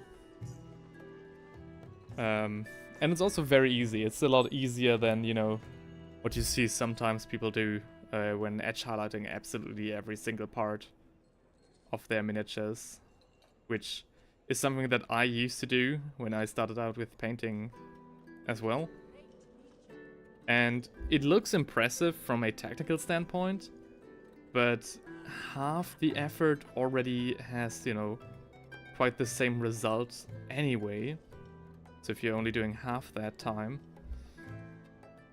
spending it like, you know, highlighting more, a little bit rougher, because the people get it, you know, and especially even you as a painter see the merit and like the results doing stuff like this more, and it also looks a little bit, it looks better in my opinion. You know, highlighting every edge is nice, somewhat, get it, but you really don't need to achieve great results.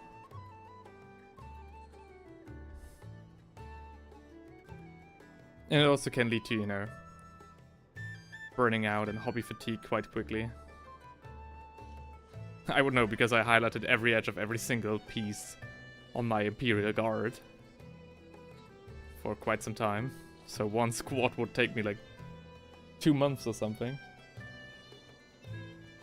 And again, if the highlights aren't spot on then, so if they're not like, you know, nicely done, they're a little bit wonky here and there, it doesn't serve the purpose anyway, so might as well do it a little bit rougher, might as well do it a little bit more, you know, aiming for the vibes. And get some contrast in that way.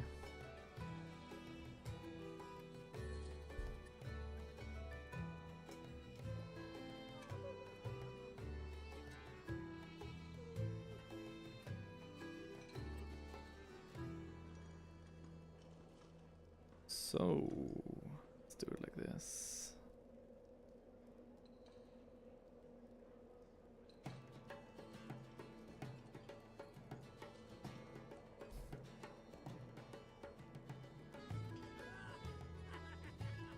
My god, this one guy on this track is laughing his ass off. Whoop! Hey!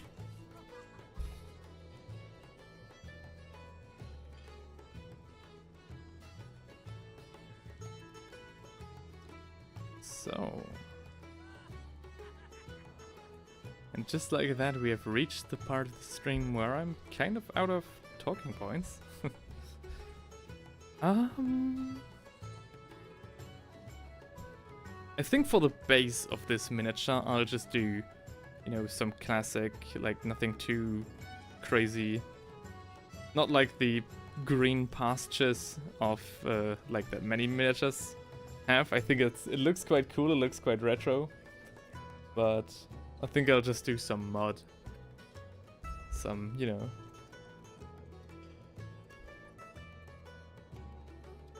That's fine enough. Just blending that in here. Get a little bit more three-dimensionality. Three-dimensionality. Don't know if that's a word. But you know, just slightly brighten it up here. Blending it in. Sorry if you guys can't see this well, but I need to be a little bit quick as to not let the paint dry too much. Again, the result is a little bit more on the subtle side. Especially on camera, it's kind of hard to see. But it does do quite a lot for the mini.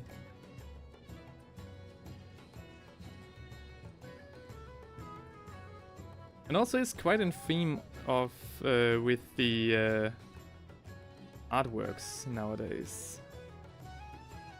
So even if you look at the artworks of Warhammer 40k, or like Games Workshop in general, the earlier artworks had like this grandeur to them, where like every detail was painted and painstakingly made out. And now it's become more this, you know, digital style that's a little bit more, you know, shape carved. More like broader brush strokes. Many people, miniatures, and surroundings are just you know, if you look closely, blobs of paint that you kind of piece together yourself, like your brain does it automatically. So it's not as, you know, they stepped away from all the detail in favor of, again, more of a vibe as a painting. I think the new art direction on Games Workshop's artworks is good. I don't think either is better than the other. Just for fantasy, I would like to see the old art style return.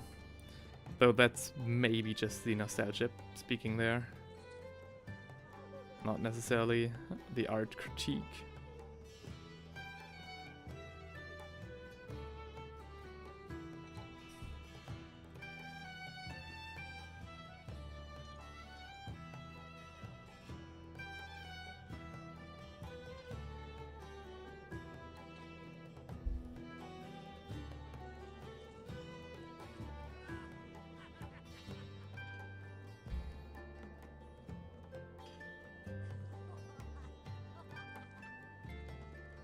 Yeah, I guess I'll think twice before I'll do any form of edge highlight.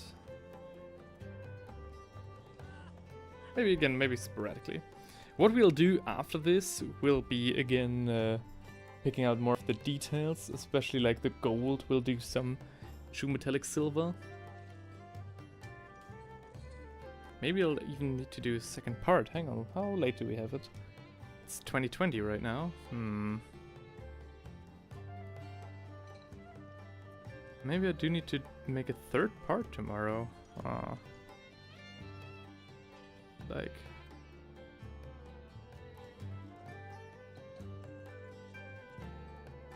maybe we'll see, we'll see.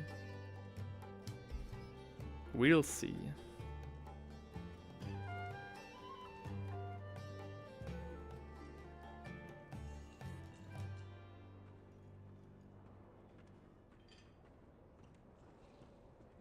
Alrighty.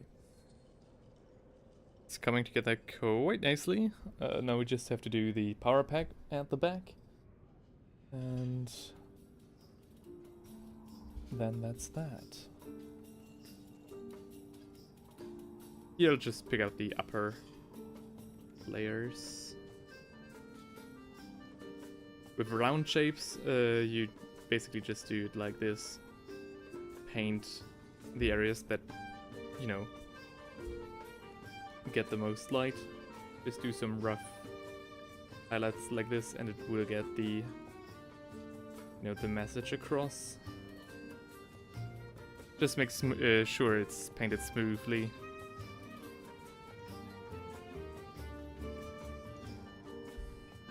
Which might sometimes be easier said than done, and sometimes it is actually the fault of the paint. You know, the old saying, only a bad craftsman blames his tools. Is definitely something to live by. But sometimes it actually is just the paint's fault. Especially when it comes to white paint. Like I always... Like sometimes I give my friend JD a little bit of a hard time, or I'm like I don't give him a hard time, but to myself I'm thinking like, ah, damn, the white is unfortunately quite chunky on this part of the miniature or something like that, you know. And now that I've painted this ultramarine myself, I have actually run into the very same problems that he has, using a different white. So I don't know. Maybe it's just part of the paint's consistency in general. Like, when it comes to white paint and true metallic metal paints, it is an art form of the seller, you know, of the paint, to achieve proper consistency, or like a nice consistency. And I have been told that especially true metallic metals are quite hard to get right.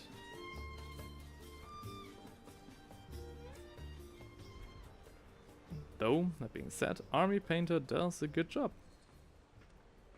Better than Games Workshop, I'm sorry. Just is what it is.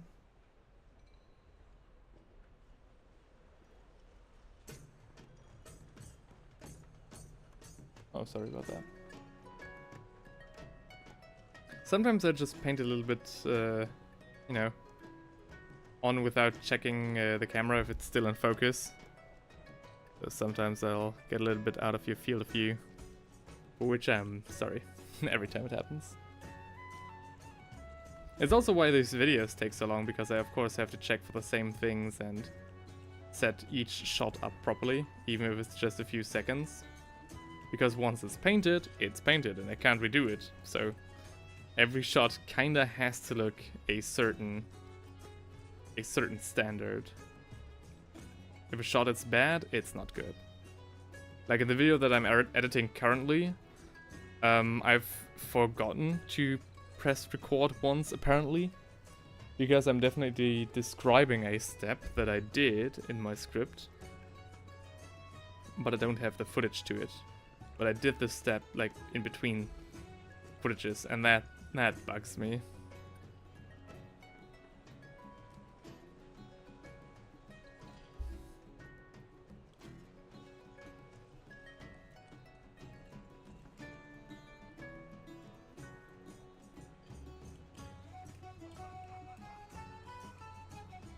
Let's go. Oh, sorry. See? I think, like, we've definitely come a long way today from where we started off with this lieutenant. I'm also definitely thinking about giving his sword more energy. Should we do that right now? I don't think so. Actually, I think we should definitely try. The reason I'm thinking that is because the primer got quite, you know, as you can see here, the sword is looking rather texturous. That's not due to the paint, but that's rather due to the primer that kind of dried there in a weird way. Sometimes happens, especially with white primer. Can't really do much about it. So I'm thinking like, let's get away from the true metallic metal, and let's just do it as an energy weapon. Especially for 40k, I think that most units should have, especially like elite ones like the Space Marines, should have energy weapons. Because they are definitely described as energy weapons each time anyway.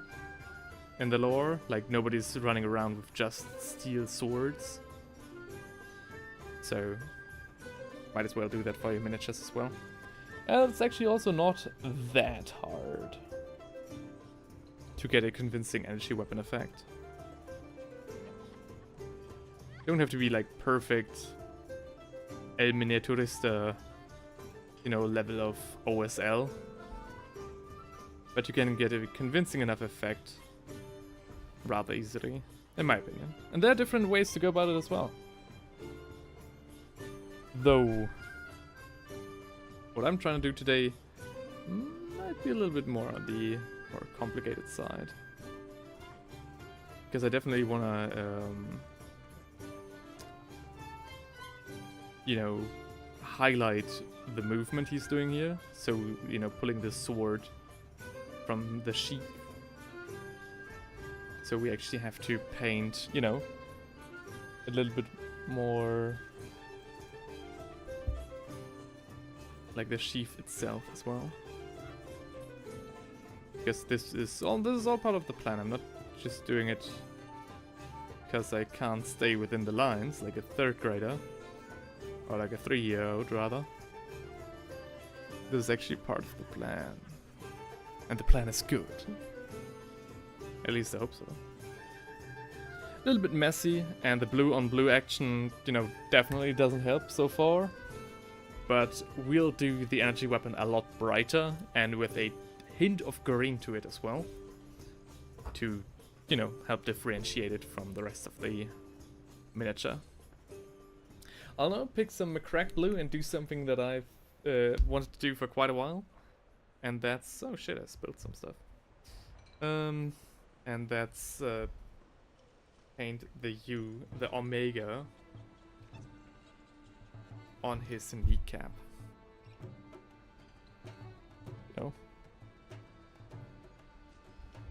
push that back into the right lines.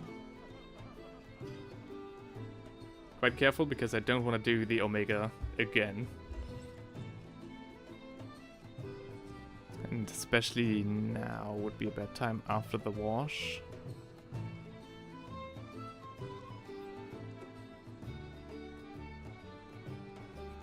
Like, if your freehand is a little wonky, that's one thing.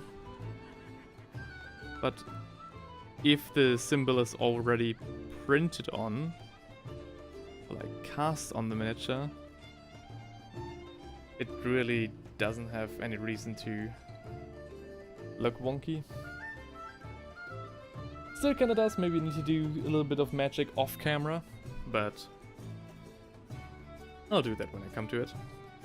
Okay. Okay, let's do the eye lenses next. So for the eye lenses, I first take the same red that I took for the base coat, which is Mephiston red, to do the first layer of highlights. Simply because the first layer that I applied has now been dulled down by the wash. So we do have actually a brighter... Oh shit. Actually need to get it right. We've got a little bit of contrast going on already. Yeah.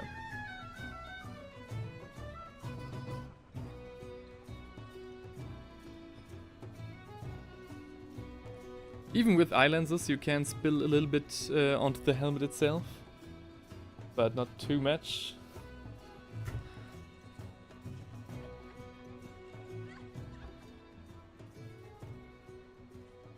I think I'll just focus on the sword for now. So the next color we'll take will be Lothan Blue, which is a paint out of the olden fantasy days. Technically speaking, Lothan doesn't exist anymore because fantasy got canned and the old world only plays in the realms of man and not like the full world of Warhammer Fantasy. So technically speaking, Lothan can't be found on any maps today.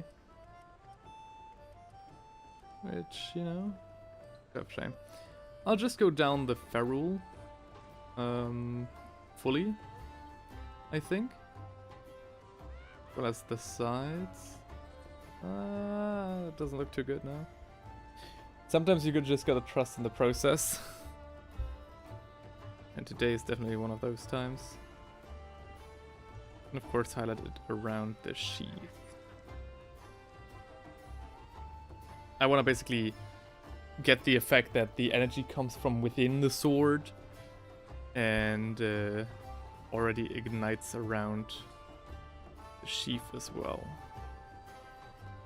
Kind of like a matchstick. If you feel where I'm getting from. Yeah, okay. It definitely works, but we will need a lot more you know, highlights. Many more different shades of light blue. Properly get the effect across.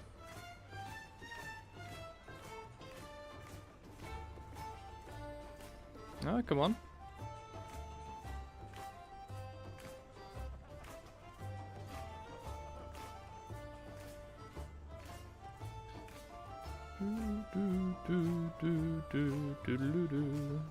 So nice. A little bit of wiggling it around, watching it from all angles. You know? Okay. Personally, I think in terms of like edge highlights, this miniature is already done. Like if this was my marine, I think I'd declare him done at this point. In terms of edge highlights for the armor. Though I know that JD likes his miniatures with a lot of extra edge highlights. Especially like a light blue as we're using right now on the sword.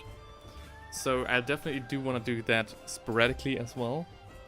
Though I'm not doing all the edges like he does. I'll just pick out the like most prominent like edges and ridges of his armor. Like every time there is like a little bend in the plate, I just want to highlight those. Nothing too crazy. Because again, it gets the same job done that a full edge highlight would. And in my opinion looks even more elegant. And doesn't take away from the grimdark aesthetic as well. Doesn't look too tacky.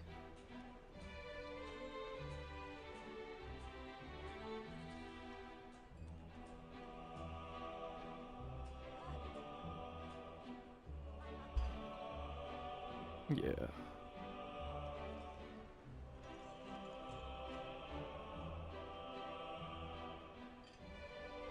Of course, my lamp is reflecting so much off the plastic now that I'm not quite sure about everything what I'm doing here. A little bit of a blind flight in some parts.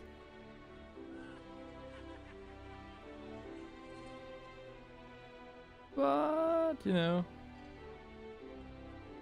I think it's going alright.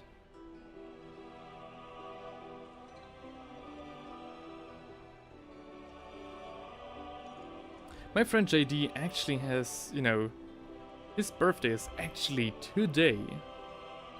I already sent him my warmest regards. And I think he'll really like this match as well. So if you're wondering who JD is from the thumbnail and the title of the stream, now you know, it's my friend who has his birthday today. And this will be my gift for him. And that's why he's not allowed to watch this. I actually sent him a message as well saying him, hey man, you know, in case you're wondering what I'm doing here, I'm painting your present, so if you don't want to, you know, to not spoil your surprise, don't watch it. And he's like, okay.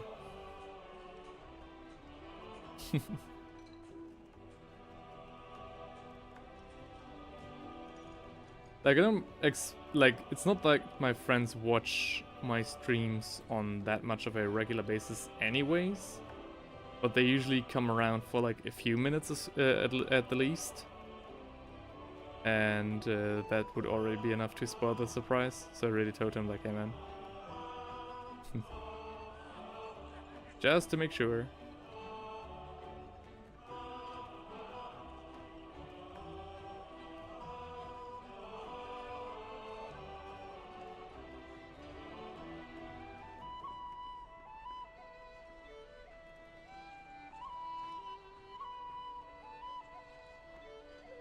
Okay, I think we're on a very good track. I think it looks very nice. It looks very clean as well.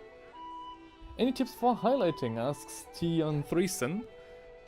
Yes. So, if you want to highlight a miniature, just go from, you know, the way that your table lamp shines on the mini. You know, for example, if you look at any miniature, the light, the parts that reflect the most light, should be the parts that you need to highlight. Now, there are many different ways of highlighting stuff. I think the easiest way to start is take a base color and then shade it with, for example, Nuln oil. That'll get the shadows going. Then, pick the areas that reflect the most light from your table lamp and highlight those after the wash with the same color that you used for the base coat, because that'll be now dulled down from the wash. So the same color will actually look brighter on the second coat of itself. That'll be the first like subtle highlighting that you see here everywhere where we, for example, you know, here his chest plate is the second coat of the same color. You know, what you can see here on his arm, the pauldrons, like everywhere around there. That's all the same color, just the second coat of it. What you can see here on his boot, you know, all of that is the same color as before. Now, on this very miniature, I'll be transparent, I used two colors, McCrack blue for the base coat, and then Calidor Sky for the second coat. Because, you know, I want to do really deep shadows and a few more stuff like that. But for you, it would have been enough to start with Calidor Sky, then do a wash, and then do highlights again with Calidor Sky. Now, there is a technique called edge highlighting, which basically means exactly what it says on the tin, where you take, you know, a brighter color than before. For example, this very light blue we're using here. Pick an edge, for example, this one, and go alongside that with your brush to highlight it. That can be rather tricky. There are some things, you know, if you angle your brush the correct way, it's not that hard to pick it out, but it is rather a difficult technique to get smooth and be right with it.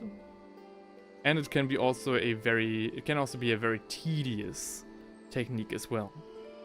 So it can take a lot of time if you, for example, like this boot alone, you know, all the edges, so this one here, and then you have this one, then technically speaking you have this plate that's cut in two, that's also two more edges. You don't need to highlight all of those. Some people do that. I don't think that's necessary. And I think it also can easily look too messy. So what I personally like to do is highlight just, you know, parts of those edges. For example, like I did here, you know? Just, you know, the lower part here, this little edge up here. This already is more than enough. And it makes the miniature look a little more shiny. That would be my tips for, you know, when starting to get painting. That's what I would recommend people to do first.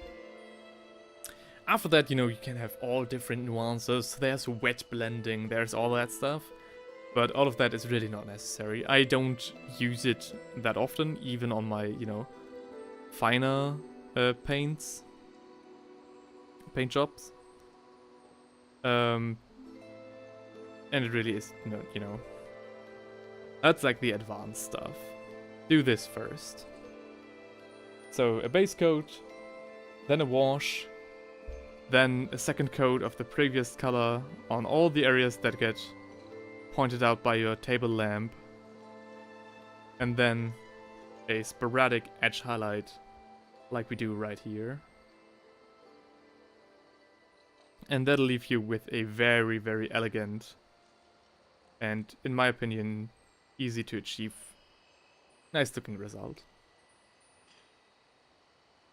For any non-metallic metal highlights that, for example, like here on his chest plate and stuff like that, what I do down here, that's just something that I can't really explain. Like I could, but I need even more words. That's just something that you can, you know, you'll get a feeling for once you paint enough for a longer time. And you know, if it looks a little wonky and if it looks a little weird at first, or if it's difficult, that's all due to brush control. And that'll also happen, you know, on its own, the more you paint.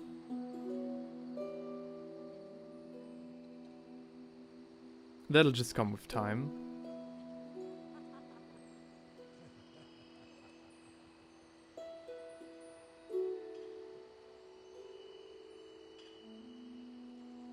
I hope that's a good answer. I'll have a look at my own, like at the VOD later on to see if I said anything of value or if I just rambled on too much, which can very easily happen, which is why I always write scripts for my videos. To get the information across more, you know, quickly. Get the information across in a more focused manner. So maybe I'll do a short or something like that.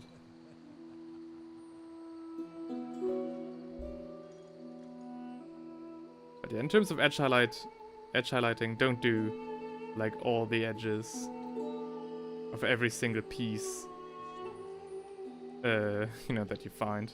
It's overkill, and next to looking, in my opinion, very noisy on the miniature itself, it also is a very fast way of burning yourself out as well.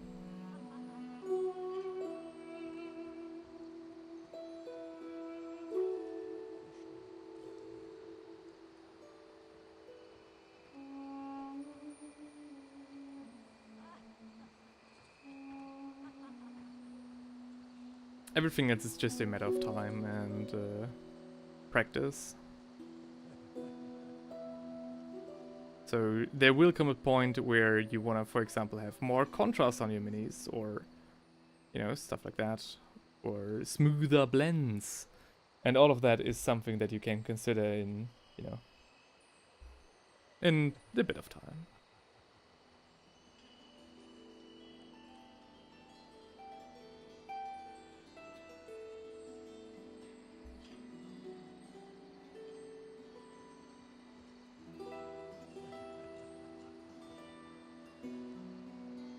Like what I'm doing right here, for example, is, you know, rather easy to replicate. Nothing too hard. And if it feels like it's hard, then it's just a matter of like brush control and steady hands. And again, that just comes with time. Nobody is like in German we have the saying, "Es ist noch kein Meister vom Himmel gefallen," which basically means no master ever fell from heaven. Which basically means like everything is down to practice, everything is down to, you know, the time and effort you put into it. And if you look at people, you know, who paint these amazing, like, heavy metal or, like the golden demon painters, all of these dudes are like in their 50s, and they've been doing it like forever. So you'll get to their level in no time. Just keep on painting.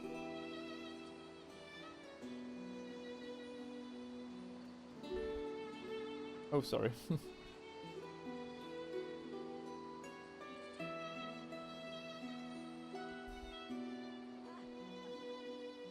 I think honestly I already overdid it a little bit with the highlights on this marine.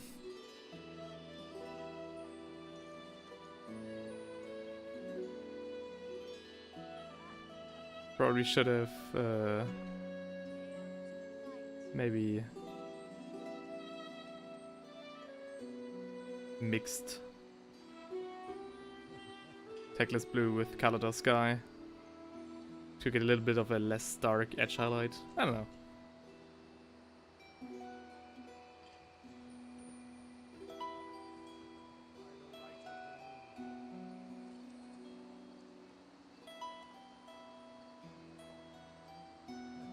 Oh, sorry.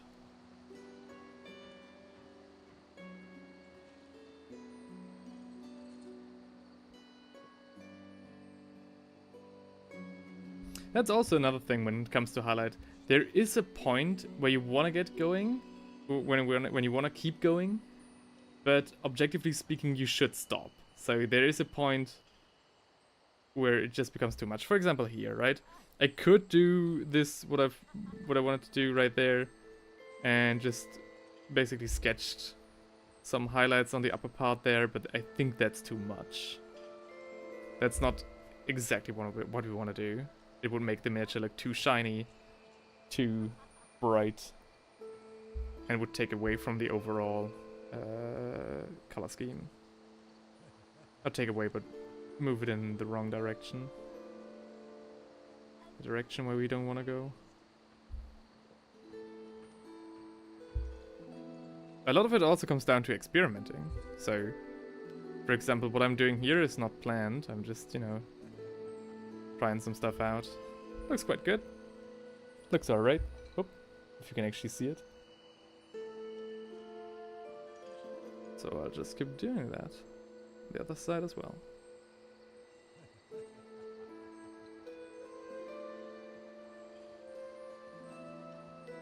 Just, you know, some orbs here, a little bit here. Wherever the light gets reflected the most, and then blend that in a little bit. François says, I have returned! Hello! Welcome back.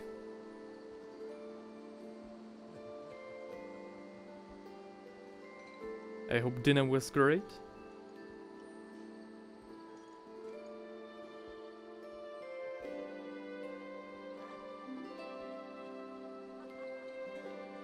We're already on the edge highlighting part of this paint job.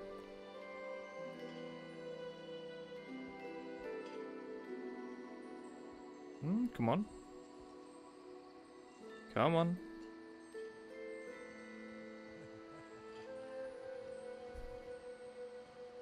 Okay, actually, maybe I do have to... Instead of doing the big line that I tried before, I just do a very fine line like this. That should be more than enough to get across that that's the brightest point of the miniature. And because it's a little bit of an angle, I'll broaden it a little bit in this direction. Oops, sorry. Had to go get some din-dins for the doggos. Oh, right, okay, I see.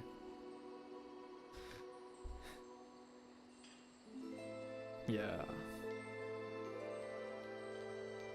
A very responsible pet owner right here. Very good. Love to see it.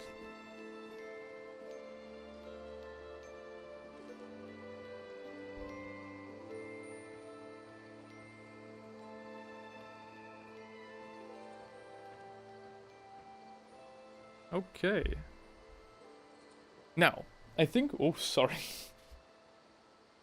I think we're done with all of the edge highlighting and highlighting of the miniature in general. Maybe we should do the trims a little bit more with white and stuff like that, and especially the gold maybe as well.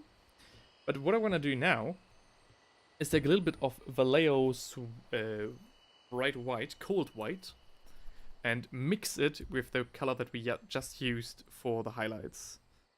Not for more highlights, which we of course could do if, you know, we wanted, but I don't wanna. And instead I wanted to use this paint to highlight the energy of the sword. To get that across a little more. I don't want to get too crazy, especially not because... Ugh, what's this? Especially not because... I don't actually need to go into my stream playlist. Playlist. Stream. Hell yeah. Let's get some Czech drink songs in here. Alright. Get the blood pumping as we highlight the edge of a sword. Already dried on the paint. Also clean your brush regularly. You know, dunk it in water, get all the paint off of it, and then, you know, take another fresh lot of paint. That way your brush will live a long and happy life.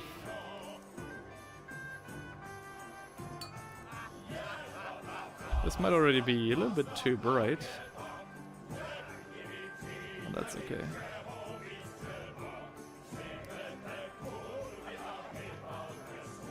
And a little bit of French again there.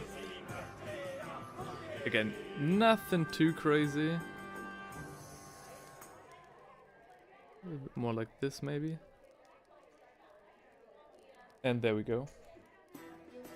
Next up will be some pure white for the brightest part of the energy. And then we're basically done with the most interesting bits of this paint job.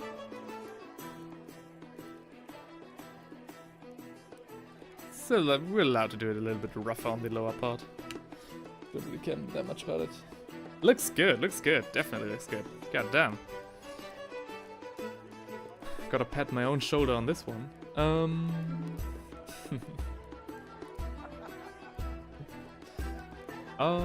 Next up, we do have some... I painted this thing gold. Whoops, sorry. I painted the parchment seal on here gold. Though in retrospect it should be red. And we're not using Mephiston red, we're using a slightly richer corn red, which isn't as vibrant. But it's definitely a lot more, you know... It has more properties of the wax that a seal like this should have. So more like this. Maybe we need to take a little bit of Nuln oil to get some contrast going here. But you know. Yeah, it still has a little bit of time. Oh shit, ooh! I dumped my own, no. I dumped my brush into the paint pot. Aiming for the water pot. Oh no, that's not good. That's too much paint. Ugh. Definitely gotta take care of that one right now. Get all the excess paint out of my brush immediately. That's not good.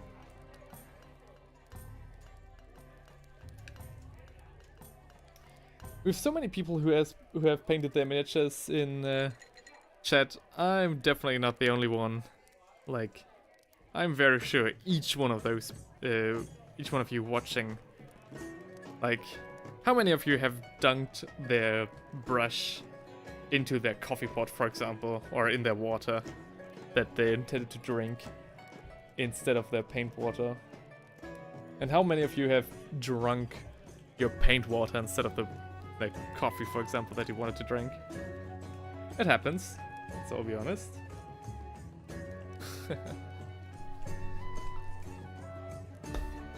Actually, once accidentally, so I didn't take a sip of turpentine, but I definitely have washed, like when painting with oil, for example, I definitely have washed my brush in turpentine before, and being so used to acrylic paints, I wanted to, you know, form the tip of the brush with my lips, and then just licked basically a brush full of turpentine. So yeah, that was fun. Happens every now and again. It's just the artist's life. Okay.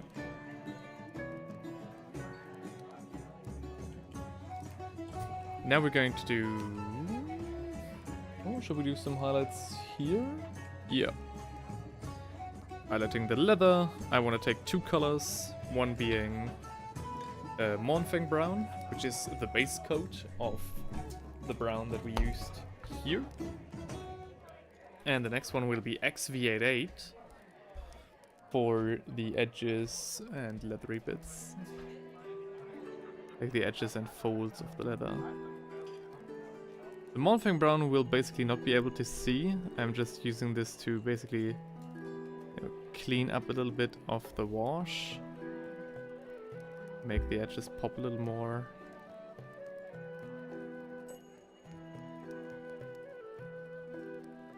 You know, make it look a little bit more intentional. Especially this part up here.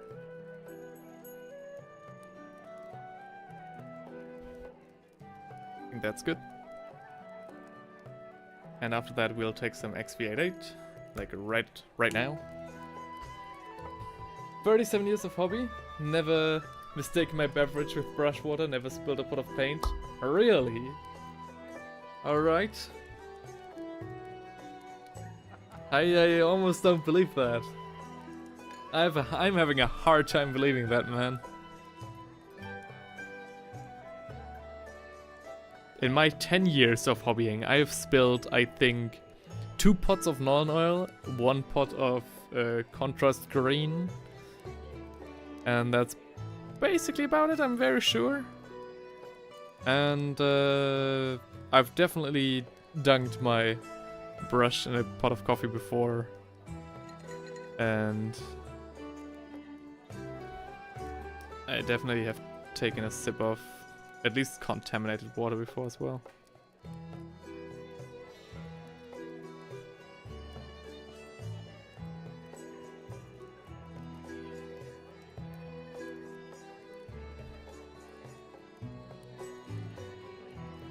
And I've also more than once, like on a rather regular basis, I clean my brush with just my mouth as well. So, you know, I'm that kind of painter. Not just to clean it, but you know, sometimes when mistakes happen and you have to act quickly with a clean brush to get the paint off, you'll just, you know, do what you have to do to get your brush clean. Which sounds like a goddamn innuendo, but you know. My girlfriend is laughing, so I guess that was funny. Hi. It's going rather well. I think I'm almost done. Well, A little bit more white on the energy, and then just the base. what are you gonna do for the base? Just some mud and maybe grass. Nothing too crazy. I think JD has nothing special for his bases as well. Think. Getting done soon? Oh yeah, I'll be getting done. I want to say before 9 o'clock, but it's literally 1 minute before 9, so... You don't have to do Okay, we all know that means I have to hurry, guys. No, you don't have to hurry. Alright. Francois says, I use a mayonnaise lid for my brush water and I keep my paint pots away from my immediate workspace. That's for the back of the desk. Alright, okay. The mayonnaise lid, I definitely understand. I do the same when painting with oil, so I have a mayonnaise lid. Not like specifically a mayonnaise lid, but like a jar lid where I keep my turpentine in. So yeah. The problem is, for example, when I did the ink illustrations, I definitely... Like, my jar for that is very nice looking. It's like a nice looking glass with my ink water in it. And that one is always right next to my coffee pot. So yeah, I definitely have dunked. Even my professor once like tried to help me out with something. And she sat down, took my brush and dunked it into my coffee to clean it, and she was like, oh no. Thankfully the coffee was almost up anyways, so it wasn't a big deal, but... Yup. She immediately did that.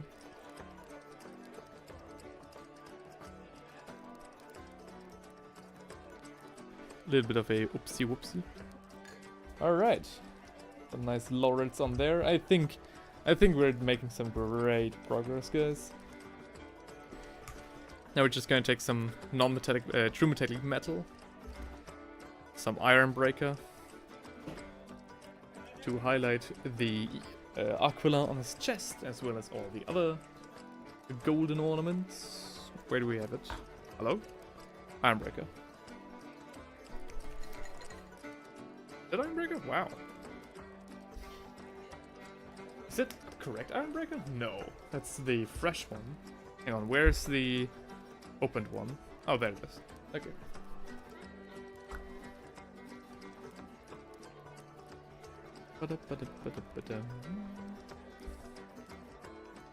Honestly, I used to have the notion that I shouldn't stream for less than at least 5 to 6 hours. Because in my mind, that's like the normal length of like most streams. But sometimes it, you know, it's kind of a big time commitment, especially now that I'm living with my girlfriend. So I think these 2 to 3 hour streams are just as nice. As long as I don't do a subathon or stuff like that. Or, of course, the 24-hour challenge, which I have to do again. Because the last time I did it, I unfortunately got, like, stomach ache. Very bad one. Because I didn't eat. I only ate, like, a little bit of cereal. And I forced that down my gullet very quickly to be able to get back to painting quickly. So that probably led to that. Yeah. So the next time I'll be doing that. You made me tea? She made me tea, guys. She made me fenchel kümmel anise tea, which is a kind of herbal tea that she hates, but I really like.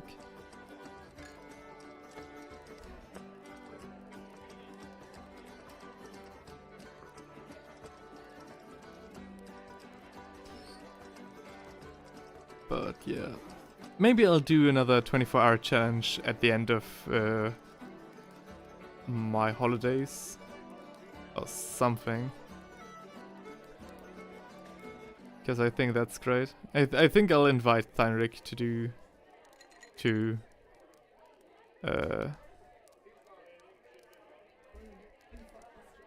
yeah, I did that once. It was great fun. I was like, honestly, me doing the 24-hour challenge, I think was less insane than like the 1 or 2 people, like for example Inquisitor, who kept me company for the entire 24 hours. So yeah, he joined like during the first hour, and that madman just accompanied me the entire time and actively chatted and everything. Oh, what? Oh, thank you.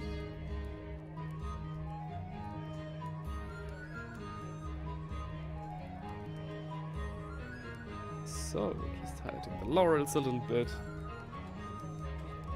This is like... I'm pretty sure every Space Marine I paint, I'm like, oh yeah, this is the first Space Marine I've ever painted, because I paint them only so rarely and so sporadically. But yeah, it turns out if you have 10 years of painting under your buckle, under your belt, you actually are able to pull off some quite nice looking Ultramarines. My god! That guy just got launched! Woo! A little too eager to strike the foes of the Emperor. He got launched right into my undead forces at the end of the desk. Whew. That man is ready. Not even fully painted armor, and he's like, alright, I'm deploying myself right now. The Emperor wills it.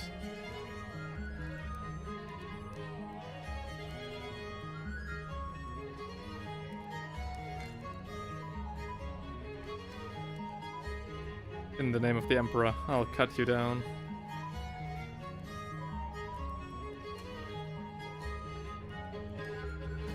A bit of highlighting up here as well. Never hurt anyone. Should we do it there as well? No. The answer is no. And do you know what? He looks amazing. I'm very happy with what we have here. This guy was also very fun to paint, and only in 2 sessions. Yep. Maybe I should go back to painting singular miniatures instead of doing like armies at a time.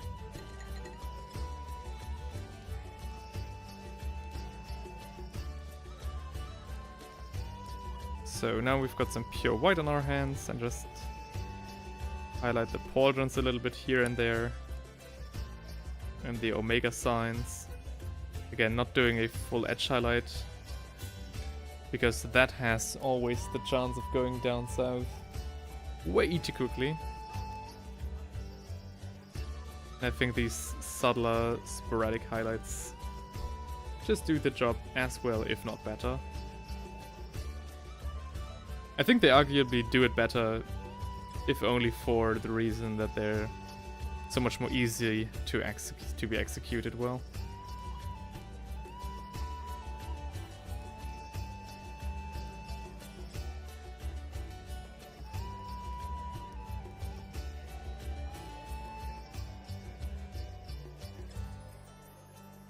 Nice.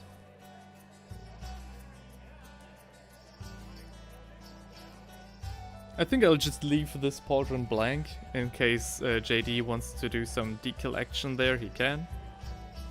I mean, he probably won't. Maybe even if he wanted to. But I think you don't have to be, you know, fully kitted out with everything in terms of, you know, decals and stuff. Okay. And there we go.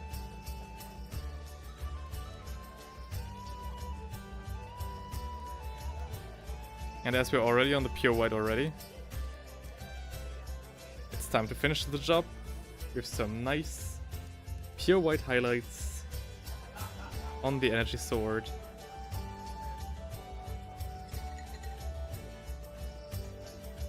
Where the most energy is.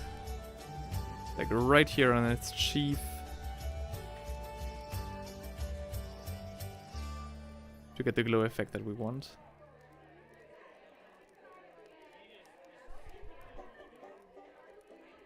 And it all blends together very nicely. And there we go. Bingo. And with what appears to be the goddamn hobbits playing in the background. Very much a different vibe than most Warhammer painters go for. And that's it. Yep, I'm pretty sure I'm done. I'm just looking around, see if I missed anything, but no. That's it. Here's him. He's literally him.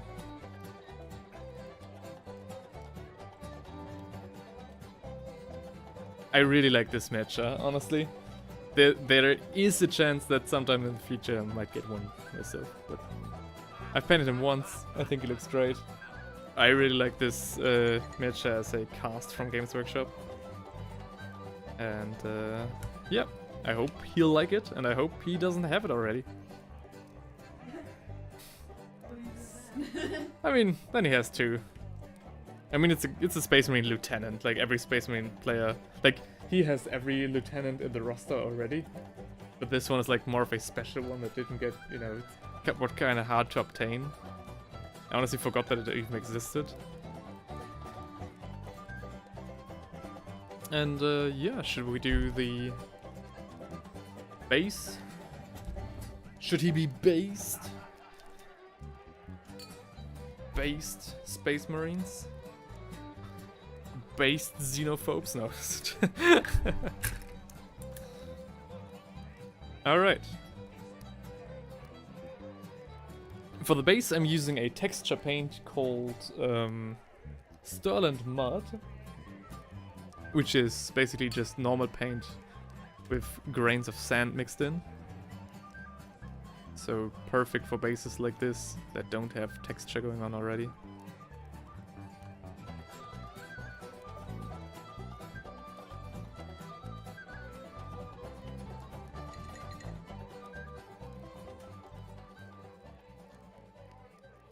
Now, once the stream is done, I'll of course take some proper pictures with my camera from this of this model, and I'll upload it to the community tab of my channel, so you guys can have a proper look at what we achieved with like all the quality that YouTube and my camera may give me.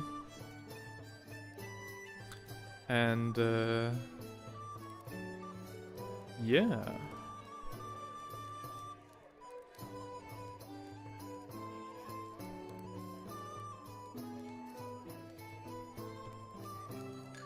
So look out for that.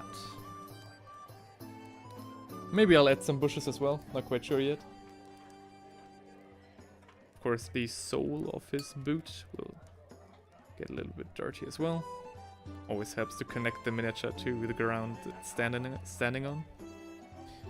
And once this is dry, I'll do a little bit of a dry brush, I'll do some washing to get the texture where I want it to be, and the dry brush itself will help to further connect the miniature to the bottom of, you know, the ground it's standing on.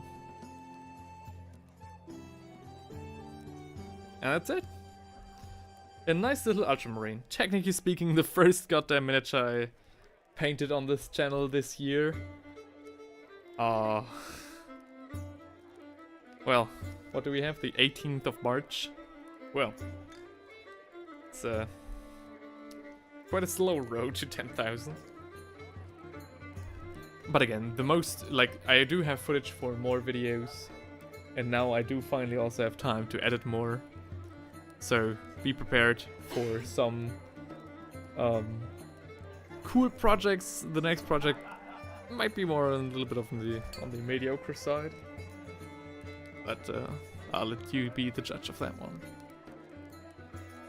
Quite nice looking ultramarine lieutenant here. I think we did a great job. I had a lot of fun streaming this to you guys, talking with you guys. You guys were a great audience, and I hope you have a great rest of your week. I'll keep you up to date on when I'll stream next. Again, at the latest, I'll stream again in April. At the earliest, I'll stream, not tomorrow, but maybe like Friday or something. And yeah, I'll keep you guys posted. Until then, have a very nice day. Keep on painting. And have fun. See ya! Bye bye! Oh, hang on, there's one last like Gamzo Madden saying very nice. Thank you. We painted this entire miniature on stream in 2 parts. 1 part today, 1 part yesterday. And yeah, very happy with the result as well. If you want to see more, check out my YouTube channel, on which I haven't posted in 3 months. But I will keep posting. And yeah. Until then, again, have a nice evening. Thanks for checking in. And I'll see you guys in the next one, which hopefully won't be too far off. Bye bye!